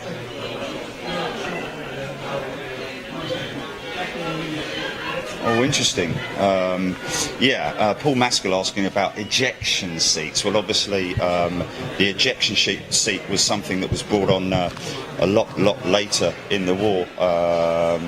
I don't think there were any prop aircraft that were fitted with ejector seats. I think it was just the early jet fighter variants. Something that we saw earlier on. Paul, actually, I think we can, if we have a little wander down, we will actually be able to see.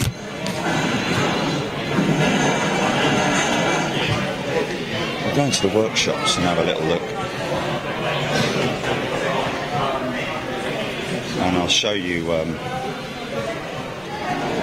early type of ejection seat, which is, as Dan pointed out to us a little bit earlier on, that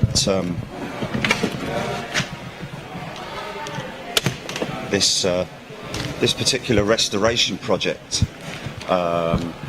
even though it's not from the Second World War, I believe these were an early form of ejector seat.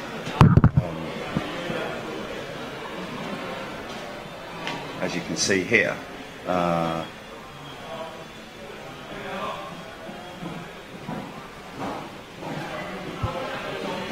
that stool actually, deep in here. I believe this is an ejector seat.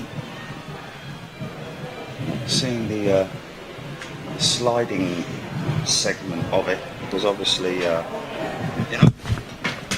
let's just have a little look round here.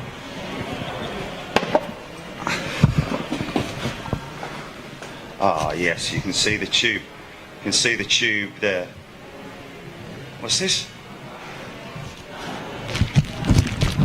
What the hell?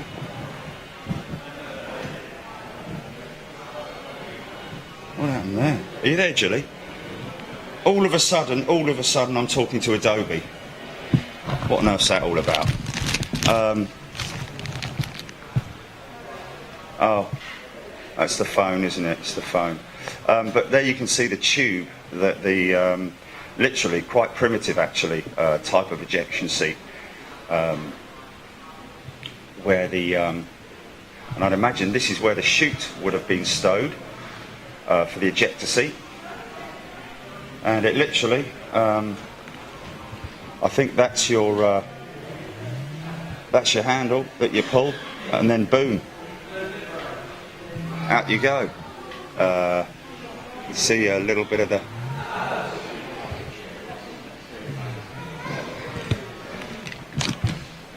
so I think that kind of gives you an idea of the ejector seat. Okay.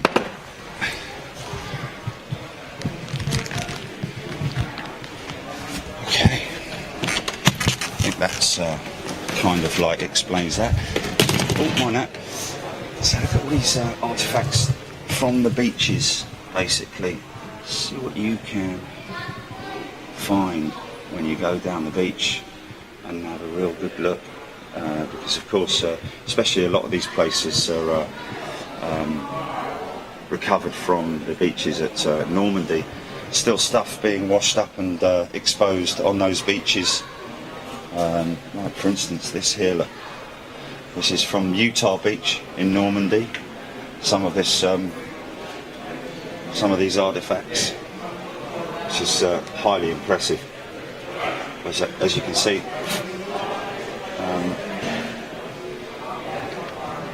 more stuff from the beaches at Normandy. And again, you know, every single artifact that you see here will have a story attached to it.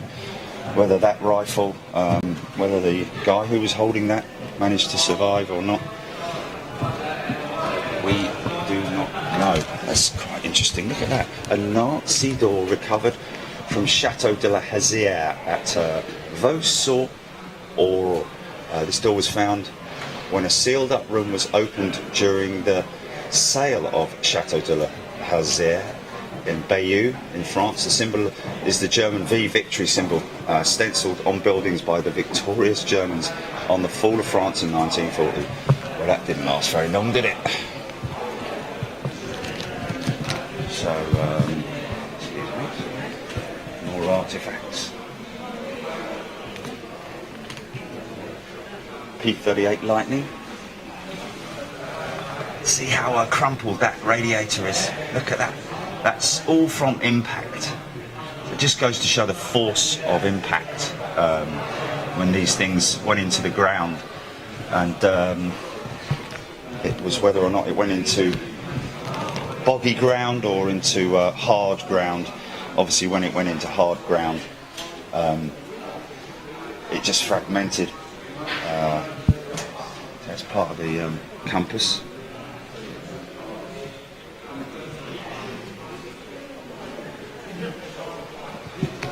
Pilot's control yoke from Lucky P38 Lightning. Caught fire over Swindon on the 5th of February 44 and crashed at Elcombe near Swindon. Pilot Waldron was instantly killed in the crash. He was taking 326 on a high altitude test hop over Oxfordshire. So as you can see, you know, this guy may well have been a veteran pilot. A lot of the pilots who completed their missions would either go on to fight more combat missions, or sometimes went to heavy conversion units or training units, became ferry pilots or trainers, and of course a lot of those guys getting lost as well, losing their lives during those missions as well. See the damage to the prop, which, to be perfectly honest with you, when you look at these props, they're alloy props, but not as badly damaged as you would expect when that comes down. So that possibly came down in water. I don't know the story of this.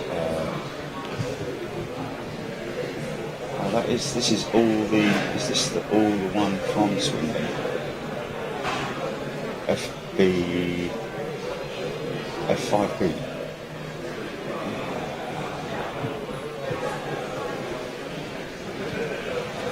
That's what you expect to see with a bent prop on impact. Again, you can see that's possibly a part of a radio set in there, but see how compacted it is from the impact. And that obviously the engine completely fragmented on impact there. See the pistons in there. So like cross section. The rockers.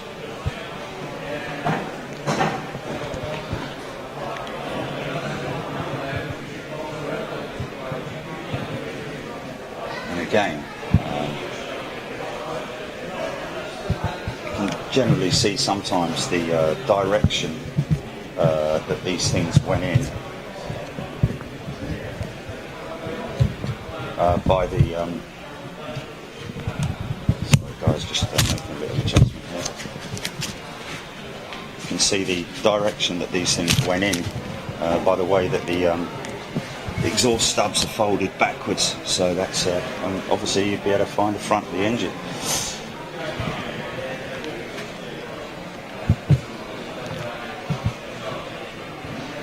This is a Juno engine. I think the Juno engine was the JU88 power plant, another massive German engine, more or less the same, sort of like slightly larger than the Rolls Royce variant of the V12.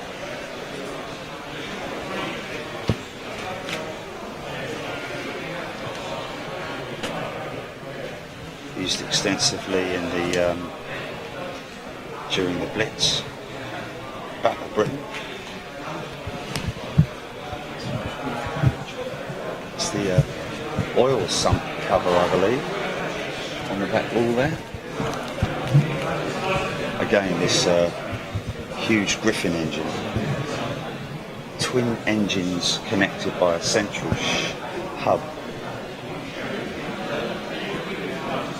Drive shaft there. And the hub there.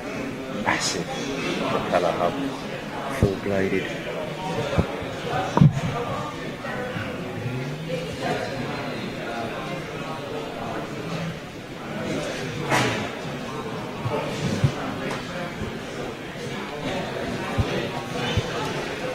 This is quite interesting. B-25, recovered from Russia.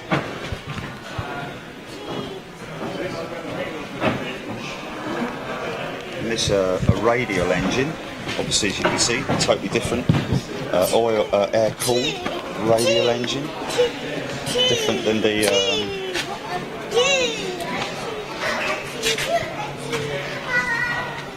oh, that's fantastic. Clive Pardo's grandson enjoying himself, watching this.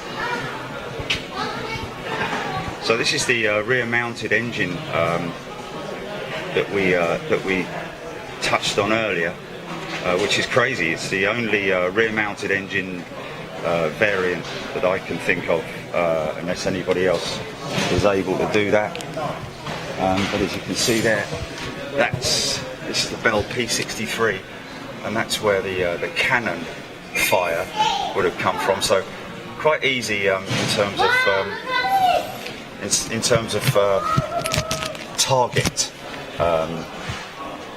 finding your target and just shooting at literally what you're flying at. One of the engines. Again, another close-up look at that firing cannon, which is highly impressive.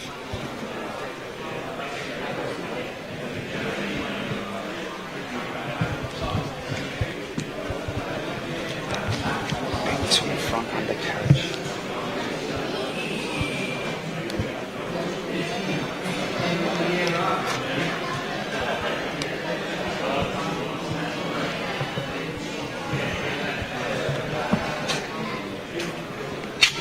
Right the way back to there, though, you've got little displays going on over there.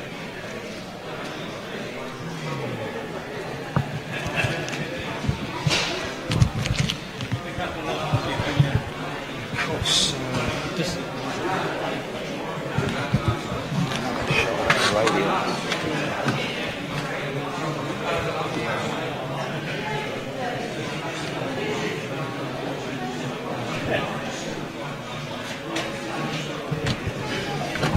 I think early jet engine right here. The Derwent Mark 60, fitted on the Gloucester Meteor, as you can see there. Very primitive jet engine. And have a little look inside this Dakota, if you like. Crew hatch.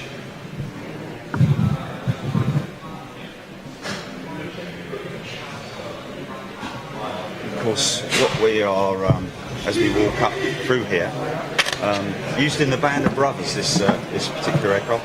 So this is the door where the parachutists would jump from. All authentic, original. I believe this is where they would jump from. We've got a little. So this is this aircraft, inside this aircraft right there.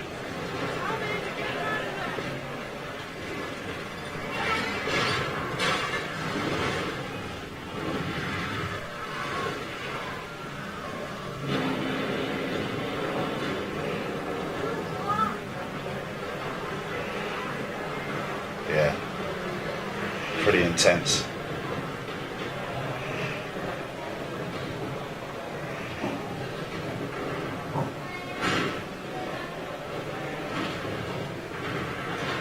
Yeah, that's pretty intense, man. Navigate this position.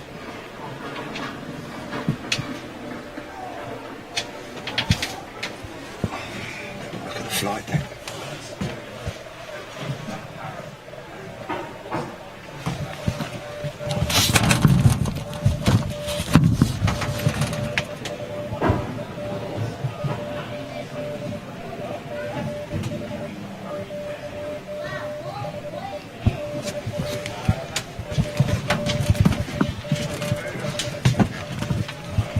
radio up.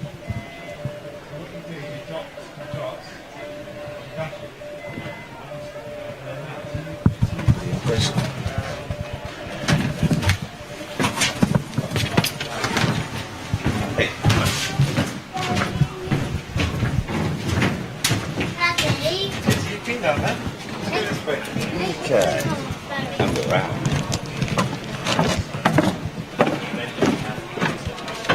Okay, Dan's a busy boy today. Still there, Jelly?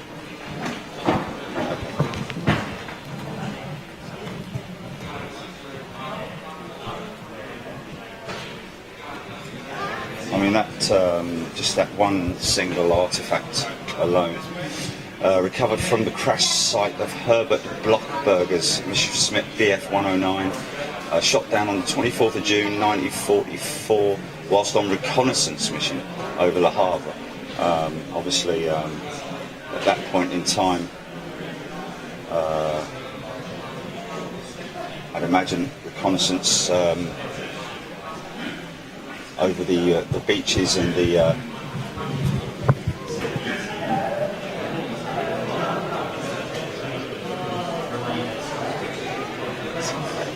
even more there.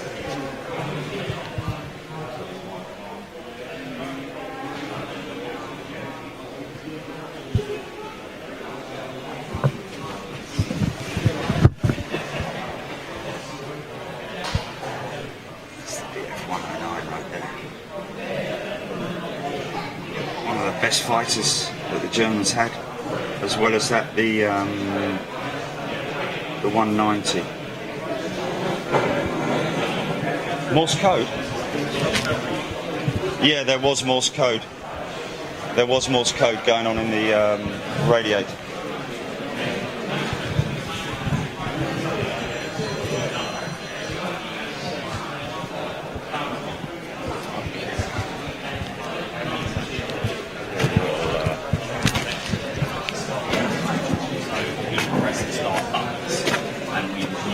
Sound again, and what makes it unique is that the engine This is an impressive restoration project, which, like I said earlier on, the Douglas Invader, which I saw here when way back in the day when I used to come here quite a lot. The interior has just been restored, brilliant.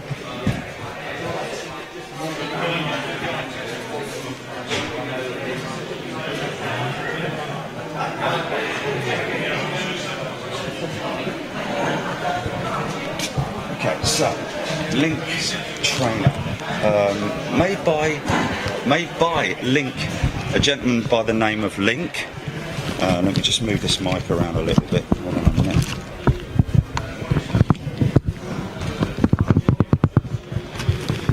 Okay, there we go. So, made by a gentleman called Link. Very early form of flight simulator. Now, I believe that after the war, when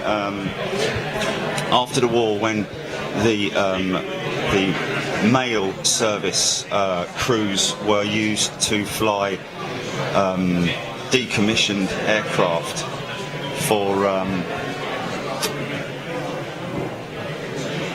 for carrying mail. A tremendous amount of the crews were lost, purely down to bad knowledge of flying, and so the Lynx trainer was brought back into commission and ordered extensively by the governments to train the pilots and reduce the amount of deaths. Pretty crazy.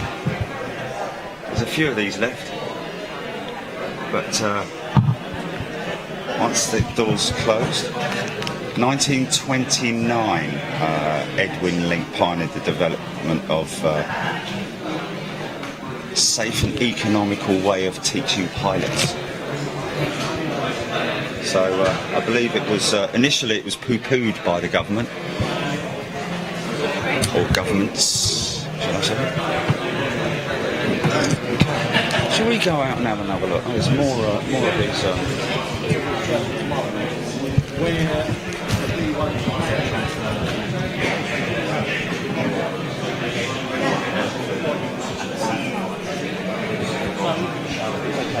And do you think that he now sees himself as some kind of representative? Yes, boys. Now, these guys were air crew on Lancasters, Halifaxes. Some of them either navigators, bomb aimers, wireless operators, pilots. I don't think Mr. Bell's here today. Mr. Bell's a... look at this guy's searchlight.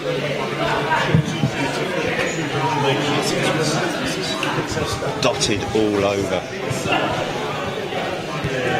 over the UK, the southern part of the UK mainly, obviously.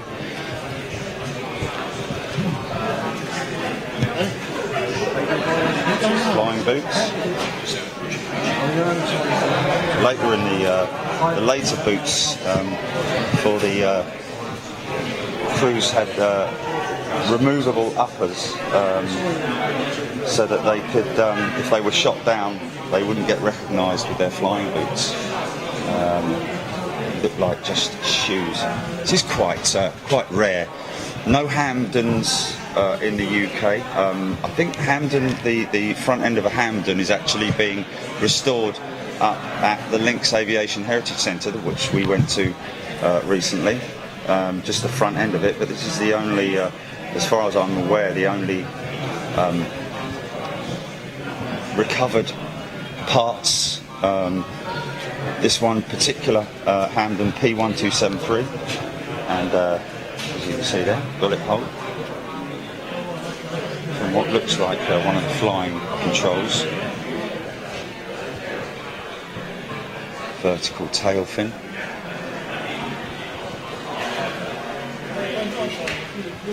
Radial engine on the Hamden.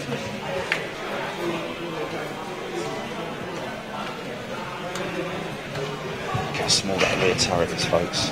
Look how small that rear turret is.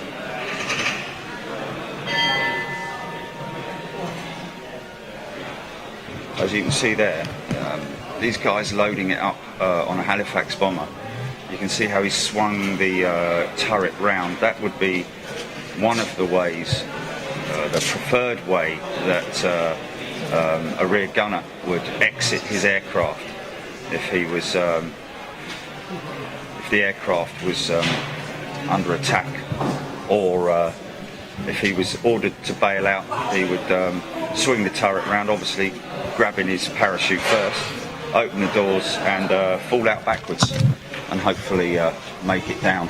This is all Halifax. This is one of the memorials that Dan was talking about earlier on.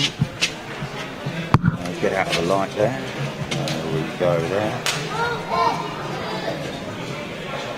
So they would, they have created these memorials and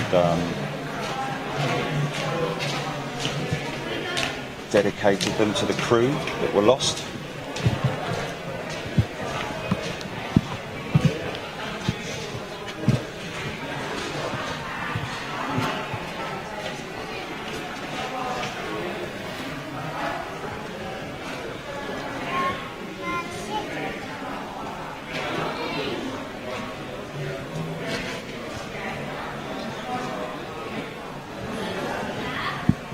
More hub.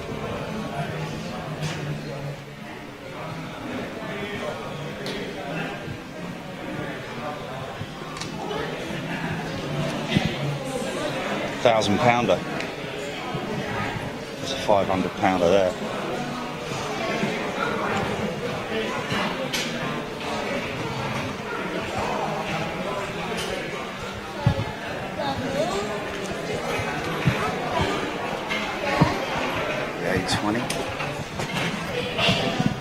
You can see the this is where the fuel tank, one of the fuel tanks would be, folks.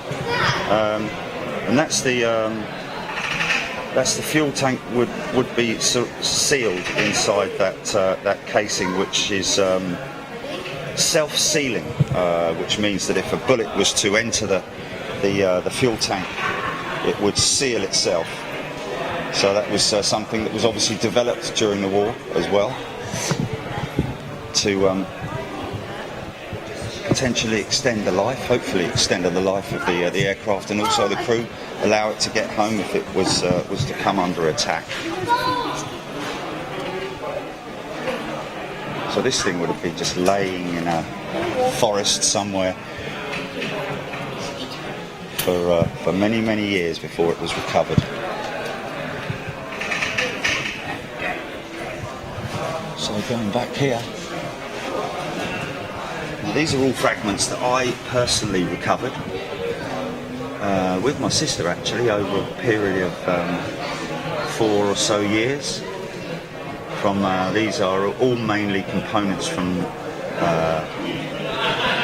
a lot of components from the Rolls Royce Merlin engine down there, which you can see there, the ignition harness, which we pointed out earlier on. So this is obviously, as you can see, fragmented, but each individual component I have identified, and even there, that fragment there, which is on the navigators, above the navigator, he had a little roller sort of with film on it, and a light would shine through that film and then project onto his navigation table to give him an indication as to his location, or perhaps to give him an idea of the target area, so to speak. And of course, this is what we were talking about earlier on. That's, I think that was for landing lights, perhaps. A couple of a dual switch landing light there. Perspex and other components. That's part of the self-sealing fuel tank that was recovered. And what is interesting is the technology. Sorry about that. That went into manufacturing. You know, even the prop blades had an outer coating which would strengthen them. That's part of the leading edge there of the prop blade as well. For ice to reduce ice or to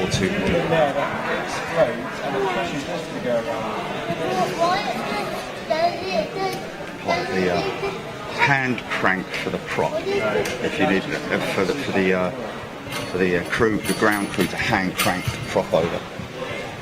Operation book there. From Metheringham, went to the actual control tower at Metheringham one time. There's a Lancaster of the squadron there. Okay, let's move on out and go and have a good close look at this Merlin engine outside.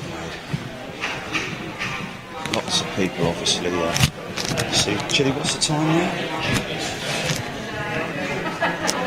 Okay.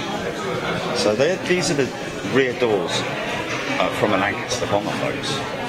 So you can see how small they are. So you'd slide them either side, and that is the only exit. It's an incendiary bomb, which they carry multiple amounts of over a bombing raid. Some of the bombs would be larger bombs, 500 and 1,000 pounders would be used to literally blow the tiles off of the roof, and then the incendiaries, which are fire sticks more than anything else, they'd go in there, catch a light, and burn the property, which is a great shame. I don't like to talk about it because obviously during that time thousands of people lost their lives, and nasty times.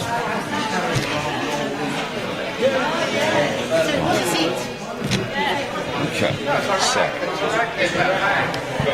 fully restored Lancaster panel. That's the blind panel, the six-pack blind panel, which was the most important thing that the pilot could use to indicate at a glance whether the aircraft's flying straight, of course, his speed and altitude, everything that he needs there to just refer to that panel when he's in dangerous weather conditions, of course. Okay. Let's see if we can get a little... I don't want to disturb these guys too much. Hey Martin, how you doing, mate? I'm well, sir. You? Filming. Okay, so I think Kevin, which are you still there, Jilly? Okay, so we've got Kevin's, Dan's brother Kevin out here, and we are. Looks like they are kind of getting rid of. Hello, Kevin. How you doing, my friend? Good. Right. Okay, ladies and gents, this is Kevin, who's Dan's brother, involved extensively, obviously, in the restoration project of the engine. Yeah. So it is impressive how they put this together, isn't it? Yeah. Fantastic, using 90%, I think, of the original engine. Yeah. It's all stock 1943 configuration, basically.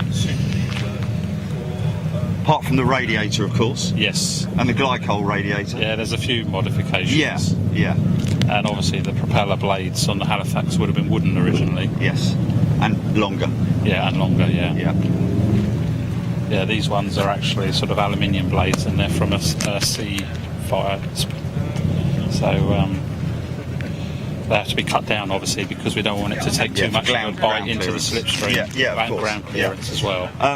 What is interesting, and what people will notice when she does fire up, is how quiet she is compared to the normal exhaust, the stubbed exhaust of that we're used to when we were up at Lincolnshire. Oh, that's right. Yeah, these saxophone exhausts, they were designed primarily for flame suppression when the bombers were operating. I heard that, I must admit, but then again, but they do also act as a bit well, of if it's on a Mustang, it must be later engines as well. Kind of You know, side advantage. Yes. But what you've got basically is the exhaust coming out into these exhaust ports here and collecting in this chamber.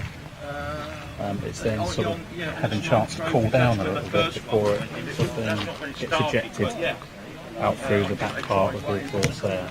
And of course it is the flame that they're trying to suppress. Yeah, would you imagine at night time a bomber operating on pitch black, to any night fighter, those flames coming out, 4 rows of exhausts, you know, are going to stand out quite a long way on a clear night. Yes, especially 8 of them.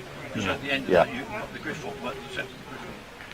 So they don't need any, disadvantages like that. Yeah. But so the carcass of the engine, the casing itself, is it managed to withstand, or have you was there extensive repairs done to that, or? There were some repairs done, some minor sort of cracks and things that have been welded by specialists up in Leeds. oh yeah, you needed that. There's very few people around who can do that kind of work. Yes. Luckily he can. Yes. So I think the work in that respect is done by him. Yeah. It's all the original engine casing. The only thing that didn't survive was the engine sump, the oil sump at the bottom. I see. Yes, of course it would. That would have. Took the brunt of that sort of impact. So where did you manage to source that from? Well, this one was kindly donated by East Kirkby. Oh, really? Yeah. How interesting. Yeah. So we're sort of indebted to them for that. Yes, most definitely. Of course, I guess back in the day, the changing of the seals and so on and so forth on these sumps wouldn't have been a massive of massive importance to the ground crews, which is why we saw so much oil on the dispersals.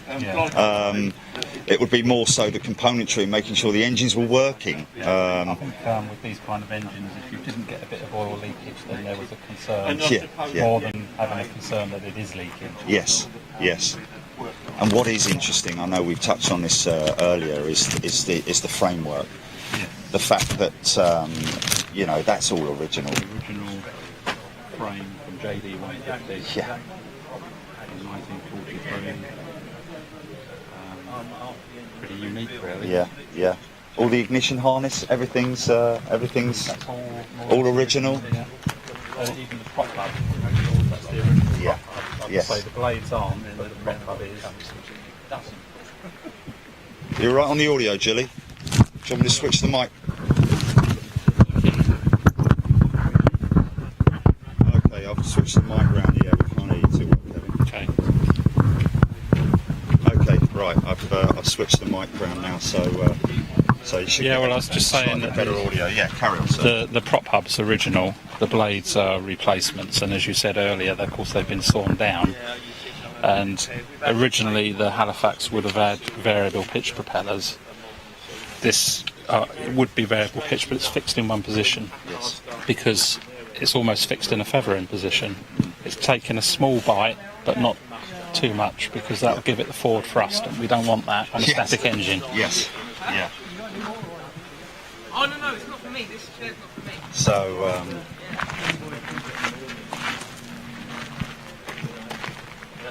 So is the supercharger actually is it actually operational whilst you're firing it up?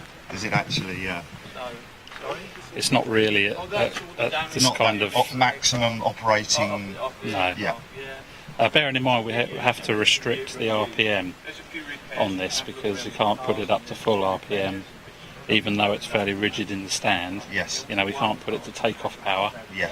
Yeah. So we restrict it to about 2,000 RPM maximum. Most of the time we'll run it a bit less than that. Yeah. And I can see that we're missing the starter. Is that where the starter would have been there? That was, I think, the generator. Oh, the generator, Yeah. right. Okay. But you're using the starter, the original starter, are you? We're using 8 starter, yeah. Yeah. Most impressive. It is just incredible to think that thing flew, what, 15 missions, was it? Yeah. Yeah. And of course that night in 1943, when it kind of met that ace night fighter. Yeah. So it may have been, like I was discussing with Dan earlier on, it may have been corkscrewing and... More than likely. Yeah, That was so that's kind why of how they got out of the stream. all pilots were trained, you know, that was kind of evasive manoeuvre, textbook evasive manoeuvre, Yeah, and they almost certainly would have tried that. yeah.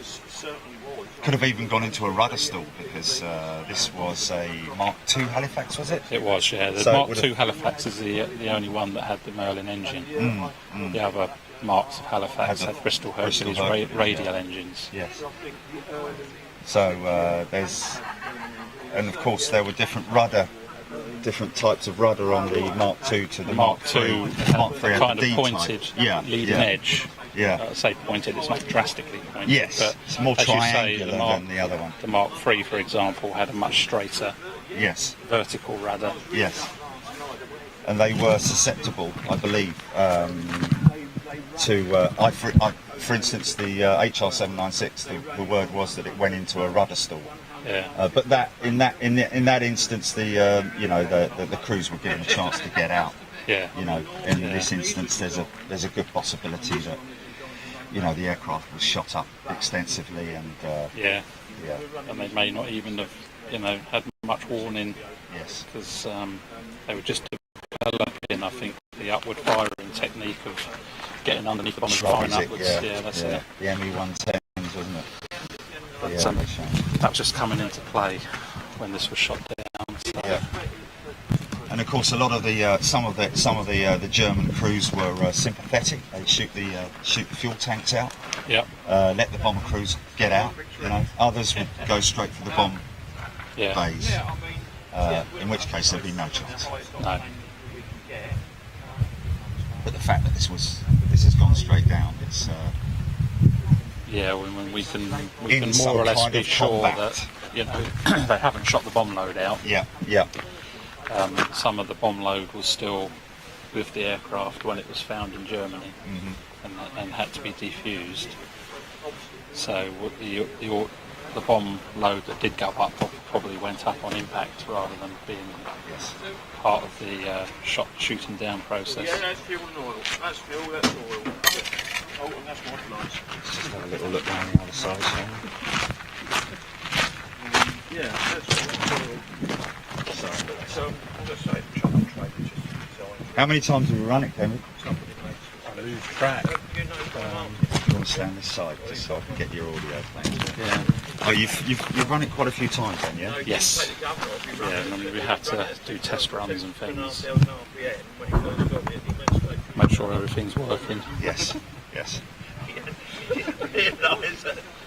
And also, we've been ironing out sort of small technical bits and pieces as we go along. I guess you're sort of like wearing her in again, aren't you? Yeah, Is it the original pistons? And, yes, it is. Is it really? Yeah. So the first couple of times we run it, we were getting quite a lot of oil and smoke coming back. And when you took the goggles off, you were sort of left with a clear ring where the goggles were, and the rest of your face was splattered with oil. But it's improved a lot as it's kind of like everything's bedding in again now. Yes, of course. And the more you run it, the more it kind of beds in. Yes. It is incredible. You're using almost all the original internals as well. Yeah. Just But the internals testament were. to Rolls Royce, isn't it? Really. It is, yeah, and they were quite well preserved because they still had the original oil inside the engine. Yeah. Yeah. So that helps to, keep the corrosion at bay. Yeah. Yeah. Well preserved because they were in a bog as well. I guess. Yeah. It's incredible. Yeah,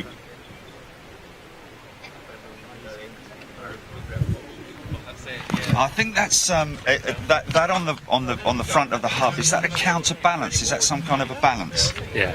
On the very front of the hub there. Yeah. think We're that's- not really using any of that kind of mechanism at the moment. Yeah, But it is original to JD 150. Yes. So we're not sure what's actually inside that. Well, it has been apart, but I didn't take it apart. Okay. So But all the feathering mechanisms and so on and so forth are actually inside the hub, aren't they? technically that could still work, Yeah, but it's yeah. currently, as I said before, Yeah. fixed because the last thing we want is to take a massive bite of air Yes. and sort of the engine's then going to want to fly. Basically. It's going to want to move forward at least. Of course it will. So I hope that answers your question, Adrian. And what's the normal starting procedure then, Kevin? Well, just make sure fuel's on. We have to give a little prime of the oil to start with so that we know there's oil in the engine. Once the engine kicks in, its own pump will sort out keeping the oil circulating. Make sure we prime the engine and then a little bit of 1/4 inch of throttle. Then start both magnetos and make sure that after it kicks in that the oil pressure is rising very quickly, and if the oil pressure gauge doesn't start rising, then we have to shut it down. Oh, really? There's a problem, Okay. because obviously if you haven't got oil pressure, then you've got a problem with oil circulation, and the Yes. engine could potentially seize quite Yes. quickly if you Yes. continue to run it. Yes. Is that something that comes up pretty quick? The oil pressure. Yeah, You've got an indicator on the panel, haven't you? We have, yeah. Okay, let's just have a little look at that. So again, this is something that was created by one of your crew. Is that right? Yeah, so this is the oil pressure gauge, and as soon as the engine kicks in, we would expect that to start rising very quickly within a few seconds. Yes. If it doesn't rise, or if it doesn't get up to, say, 70 in about 10 or 20 seconds, then we would start to be a bit concerned. Yeah. Yeah. Well, what we'll find is that the pressure will rise quite a lot to begin with, and then as the engine warms up, and we've done a bit of 2,000 RPM for a while, and the oil kind of warms up and starts becoming thinner, if you like, then the pressure will start to drop again. Yeah, obviously it won't drop right down, but it'll stabilise. I think we're getting a little bit too much interference with the other guy talking. Is that right, Billy? Or are we all right? Are we all right? Or I just a lot of people talking all at once. No, is it all right? Okay, that's good. Okay, fantastic. Yeah, that's good then. That's good. Okay. So the other thing that governs the length of time that we run this engine is the radiator temperature, because generally if it gets up to 100 I will shut it down, because the Merlins were renowned for, on the ground, overheating quite quickly. Right, because they need forward motion. Slipstream. Yeah. So, and obviously, although we've got a propeller, we've got a kind of reduced, diminished propeller. Yes. And we haven't got perhaps quite as efficient system as it would have had in the aircraft. So, for safety of the engine's sake, if you like, when it gets to 100, we'll generally shut it down. Right. So it doesn't overheat. Yeah. But as it is at the moment, it's behaved itself. Yes, yeah. Incredible. Absolutely incredible, because I remember when these engines came in here, and I actually jet washed one of them myself, which was a pleasure to do. Yeah, but you probably didn't think then that it would end up running. No, just incredible. Such an impressive engine. And of course, what you could say is that the Merlin won the war, really.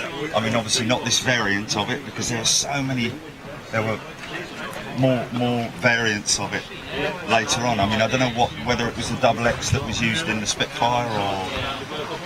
It was used in the Spitfire, and it was also used in the Lancaster as well. Yes, of course, yeah.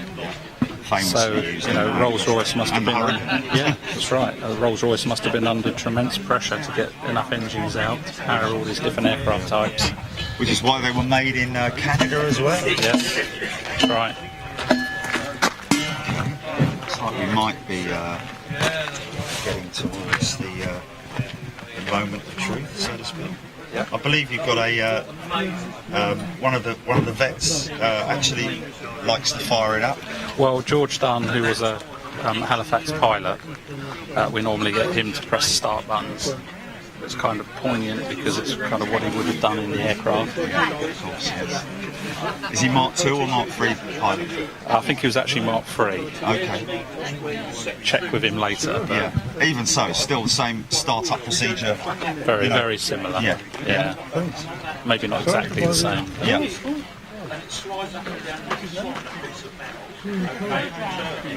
So you've got a fuel primer and a button there for the booster coil as well.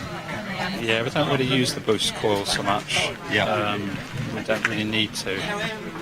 You just use the throttle? We use the fuel primer. Right. And then we'll use, obviously you've got a mixture control here and the throttle here. But we're not really doing much movement on the throttle because we can't push it to the gate, as it were. Which it would have been on takeoff power. And magneto switches as well. Yep. Exactly the same. Well, all of the instruments on there are kind of original instruments that would have been in the aircraft.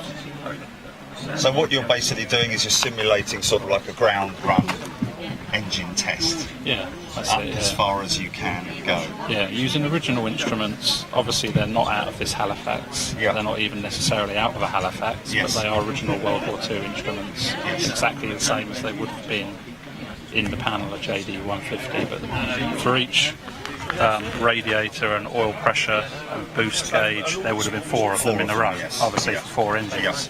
Yes. And of course the flight engineer would have had a row of boost gauges as well as the pilot would have seen them as well. That's right. I mean, the flight engineer would have done a lot of the engine management, well, all of the engine management during the flight, managing fuel. His responsibility was to switch between fuel tanks now and then so that you're using fuel equally from around the different tanks situated in the aircraft. So you don't want to use it all from one side, and then you'll end up kind of one side heavy. So they try to equalise, and they can also transfer fuel. Say, for example, they had a fuel tank that was punctured by shrapnel or a bullet or something like that. Yes. To a certain extent, they could transfer fuel from that tank into one of the other tanks. Yes. To try and save as much fuel as possible before it leaks out. Yes. Yeah. And all that in sometimes in combat situations as well. One thing we haven't got to worry about today is any kind of enemy activity, or even if the engine was to quit on us, you know, we're not going down, are we? Just just shut the engine down and carry on with the other find out what's happened and fix it. Yeah. Okay, well, what time are we planning to... 1:30, so very soon. 1:30, so very soon, yeah. So what I'd like to try and do, if I can, is sort of like stay on this side so I can see your start-up procedure. Yeah, if you could make sure that it stay well back from the prop. Yeah. And just also bear in mind, it shouldn't happen, but if the prop was to pick a stone up, it could chuck it to one side. Yes. I think it's more likely to chuck it against the building there. Yeah. Just beware that it's I'm going to be quite far over there because I can get a good zoom. Yeah. Probably going to be somewhere around about here, I'd imagine. Yeah. And then afterwards, just bear in mind that the exhaust will be extremely hot. Yeah. But although we've we've making probably a lot of ting-tong noises. She will, yes. Yeah. Lots of those kind of noises, and you'll see kind of like heat shimmers coming from it. Yeah. But although we're only running it for about 4 minutes, you know, they will get hot. It's incredible to think that they went out on like 12-hour missions and, Yeah. at power as well, you know. Well, although those exhausts suppressed flame, I believe that under combat conditions they could still potentially get so hot that they glowed in the dark a bit. Yeah. Yes.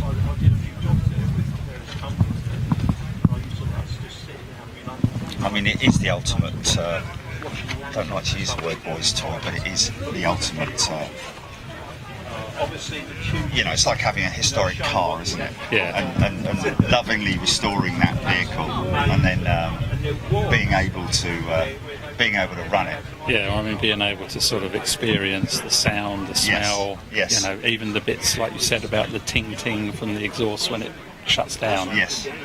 You can just imagine that after a 12-hour mission or whatever, and they finally arrived back at dispersal and shut the engines down, that noise must have been quite welcoming. And eerie, because once the last aircraft shuts all its engines down, it's complete silence, isn't it? Yeah. A bomber base would be, you know, just noise, just a cacophony of engine noise, and then nothing.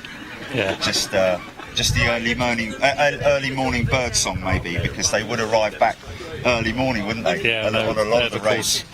All go to a debriefing hut somewhere and have a coffee and a debrief before they were allowed to go to bed. About 20 fags. Probably, by the time they even got there. I'm not sure if they weren't offered a stiff drink as well. Yeah. I think they did actually get.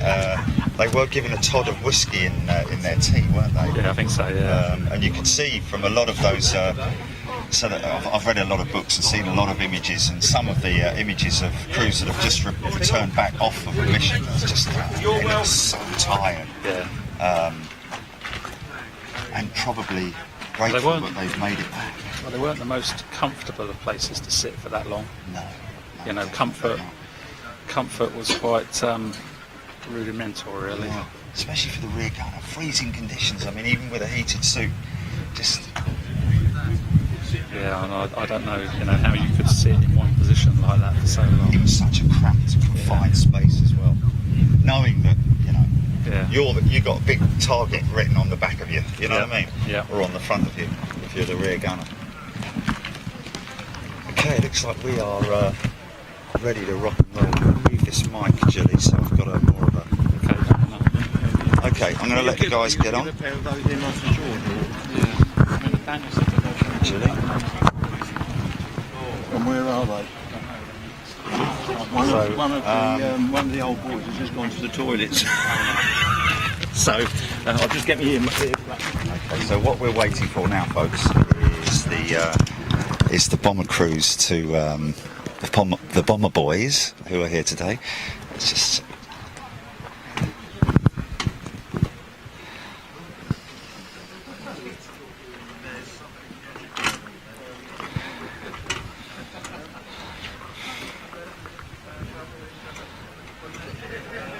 What's that you just put in there then, Kevin? This thing. This is an emergency kill switch. Ah, right, okay. So if I click that, everything will... So that's when you see your radiator temperature going too high, or... Well, I'll try and shut it down the conventional way, but this right. is under like an... Okay, so that's that's a complete kill switch. Yeah, I see. I see. Everything dead Yes. for safety reasons. Yes, of course. Yeah.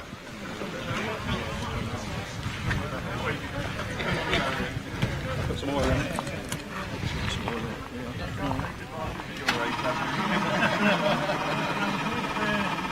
Is that priming it?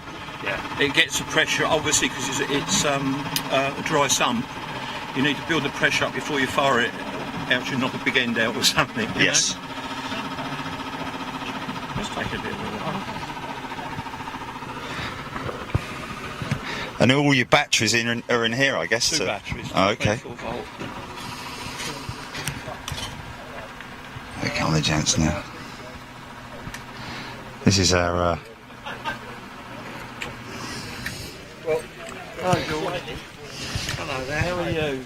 Nice to see you again. Hello, George. Yeah. All right. Hello, yeah. Yeah. Can't think of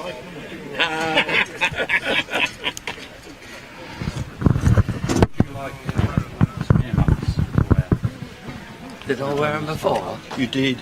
Yeah. I think you did. We don't need to put them on until we actually start. So like, But it's just a bit loud, that's all. Yeah. So when we do the reading, is it before? before, yeah. Yeah.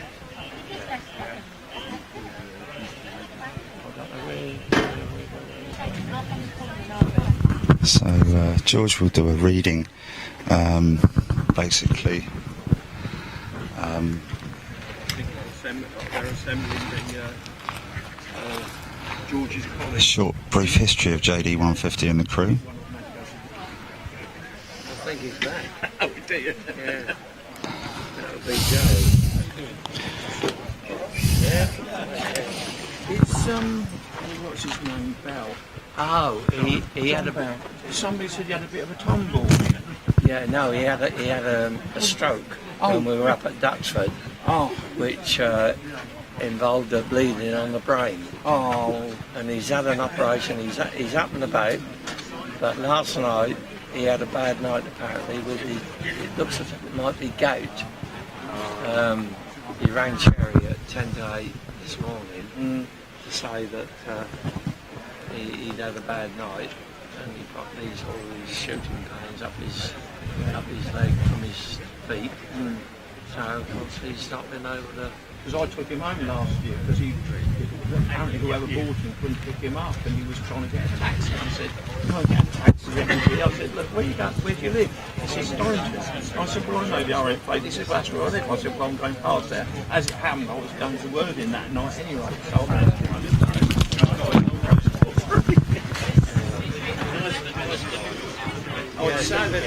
Anyway, fortunately we got 2 new people turned up this morning, which was very good.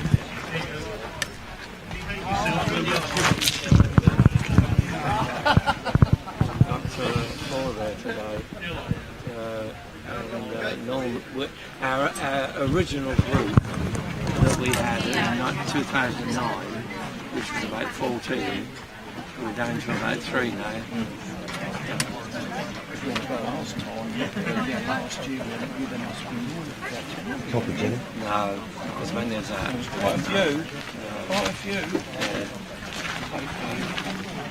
Right.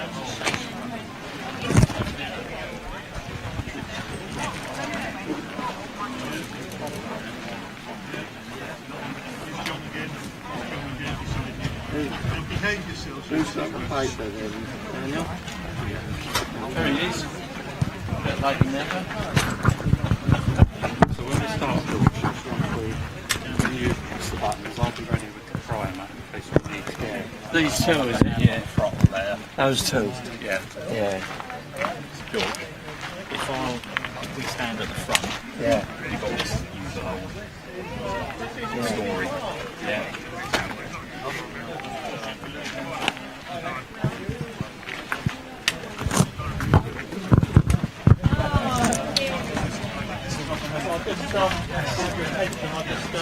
Introduced George Nutt. He used to fly the Halifax Bombers in World War II. So George is going to start the engine for us today. We've only got one of those engines. This man would have started 4 of them. So I'll let George tell a story about this particular engine and the crew.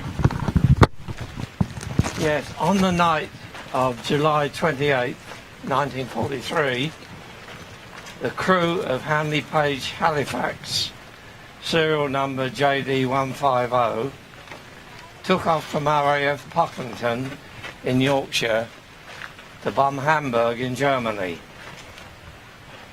At approximately 1:01 a.m, the aircraft drifted away slightly from the main bomber stream and was coned in searchlights. Almost immediately, the aircraft was attacked by an Me-110 German night fighter, and JD-150 was set on fire.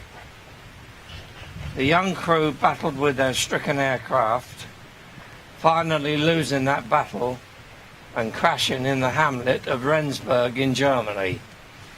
Tragically, the crew perished. In 2010, the German authorities were working at the crash site to clear unexploded bombs. During their work, 4 Rolls Royce Merlin Mark 22 engines and a number of incendiary bombs and other wreckage was recovered. The engines were offered to the Wings Museum, or they will be scrapped. The Wings Museum liaised with both the Ministry of Defence and the Berlin Embassy to bring these engines back to England. One of those Merlin engines has now been painstakingly restored to run again. The original saxophone style exhausts give the sound of the mighty Halifax Bomber, a sound not heard for 75 years. The names of the crew of JD-150 were as follows. Pilot, Sergeant Gordon Harry Brown, age 19. Navigator, Flying Officer William Joseph John Hitchcock, age 32. Wireless Operator, Sergeant James Wesley Rook, age 22. Air Gunner, Sergeant Edward Goff, age not known. Air Gunner, Sergeant William Roy Sinclair, age 22. Flight Engineer, Sergeant John Alfred Tyler, age 25. And Bomb Aimer, Flying Officer Robert William Allison, age 22. We'll remember them. We will remember them.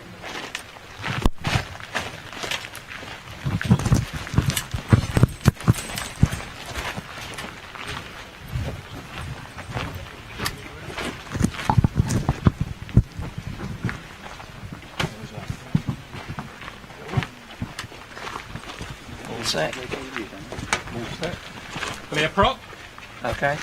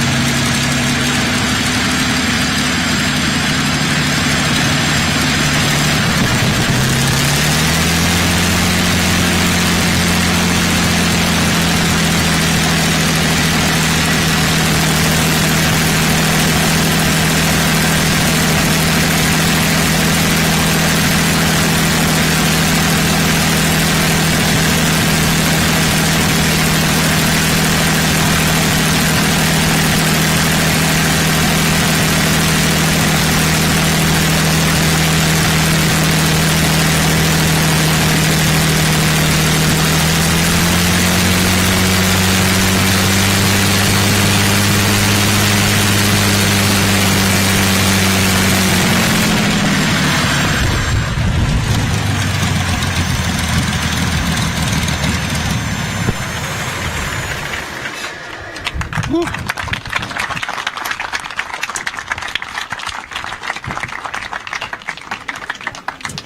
can't hear very well, but another clap for George Dunn, please.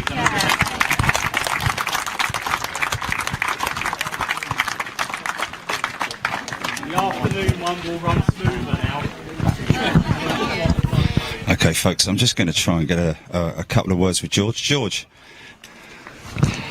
absolute honour, sir, to meet with you, and you are live across the world right now. How absolutely fantastic! So, if you could just tell us which squadron did you fly with? Was it Mark III Halifax squadron? No, Mark II. I did 2 second pilot trips on 10 squadron. Every pilot had to do 2 trips with an experienced crew before they were allowed to take their own crew. And I did those at 10 squadron at Melbourne. And then after my heavy conversion unit on the Halifaxes, I started off with 76 squadron at Linton on Ouse. And then we got, when they formed the Canadian 6 group, they gave them all the peacetime stations, and we were kicked out to something a little bit down the lower grade in Nissen Huts. That was at Holme on Spalding Moor, still in Yorkshire. Yes. Yeah. And so the Halifax Bomber itself, obviously a very sturdy aircraft. Yes, yeah, it was a very good aircraft. Not as powerful as a Lancaster, but even so, it was. And I didn't have any problems with it at all. She was able to withstand quite a lot of. Yes, no doubt about that. It didn't get the credit it should have had, the Halifax, but of course there you are. It did a very good job with Bomber Command. So how many missions did you fly with your squadrons? With Halifaxes, I flew 30. And all into enemy territory? Nearly all. Most of my trips were to the Ruhr. I did 1 trip to Italy, to Milan, and 1 to Berlin in Halifax. And then as a second tour, I went on to Mosquitoes. So your missions all at night and all at night, yeah. And taking off with all of your pals and other colleagues who flew on those missions. Yeah, Did you have any instances where you were under attack or had to corkscrew? No, we were very lucky. We got hit by flak a couple of times, but we didn't have any problems with night fighters. We did get coned once with searchlights, which involved quite a lot of manoeuvring to get out of the cone. But other than that, no, we had quite a good tour. I mean, there were some hairy moments, but we didn't get any serious damage.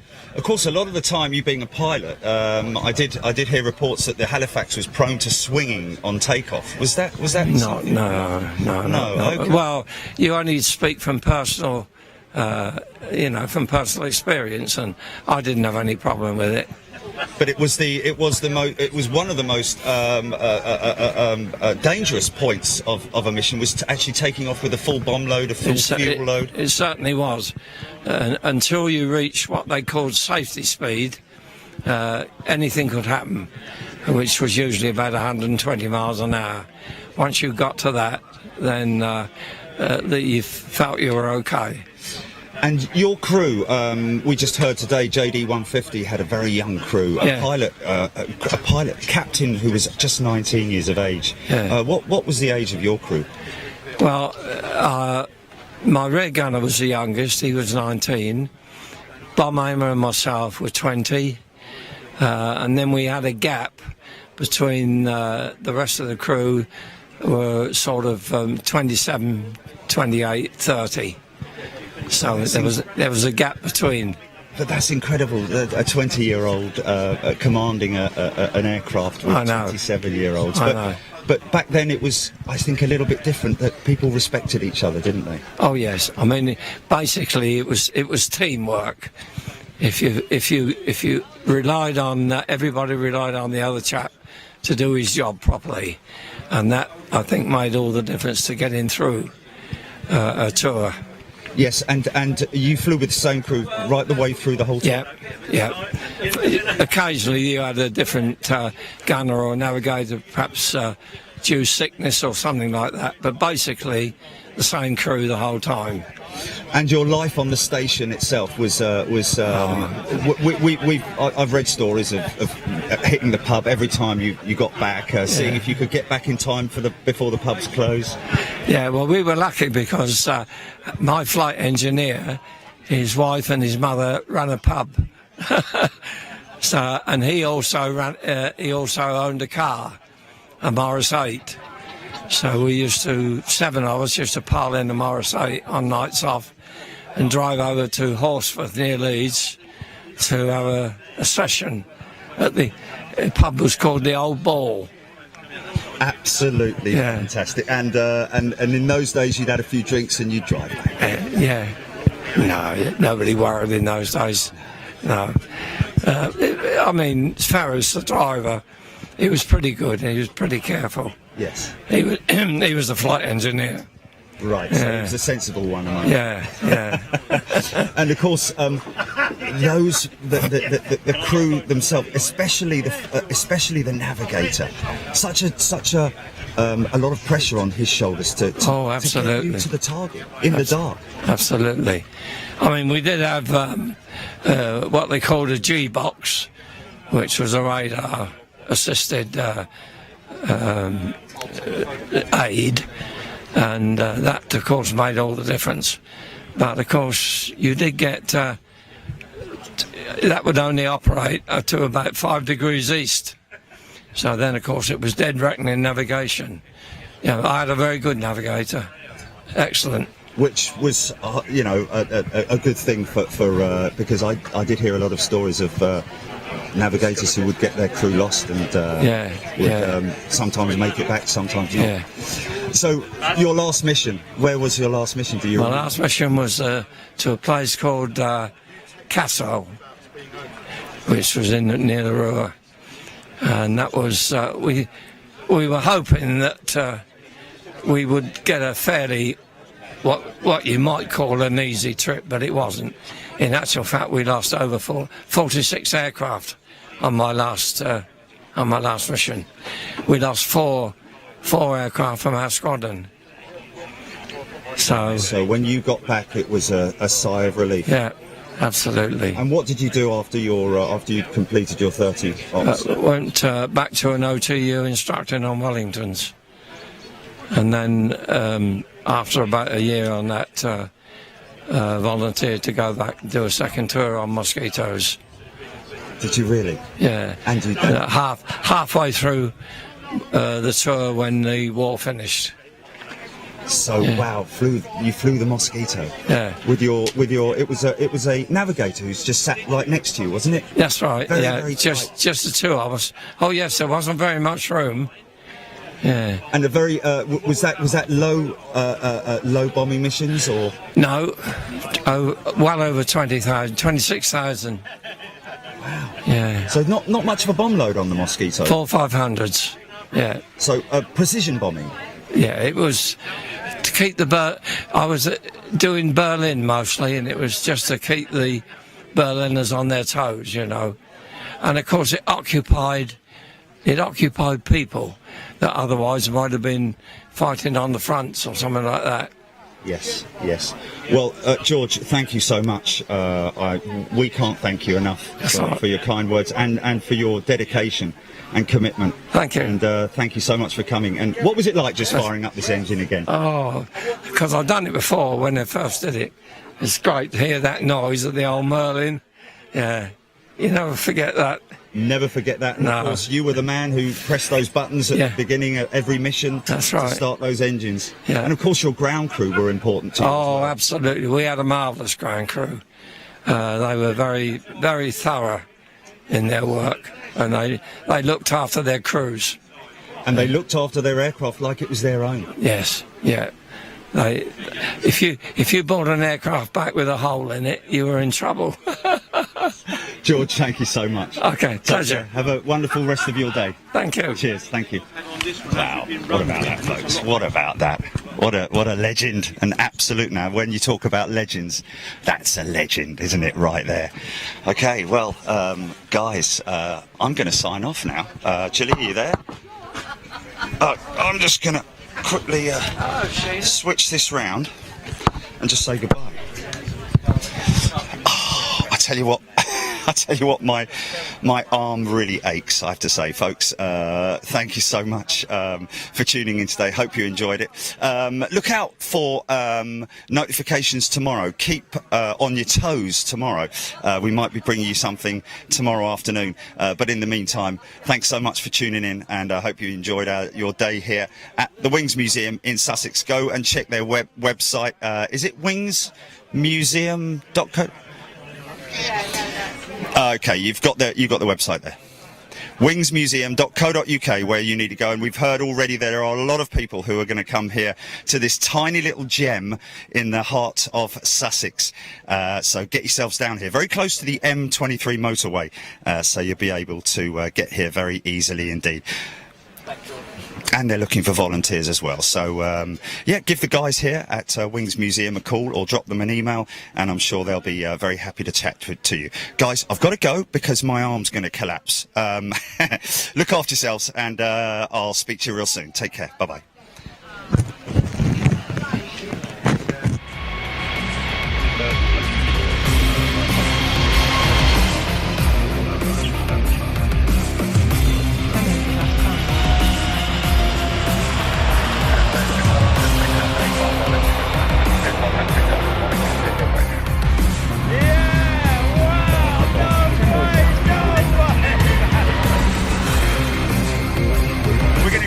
Great action here today.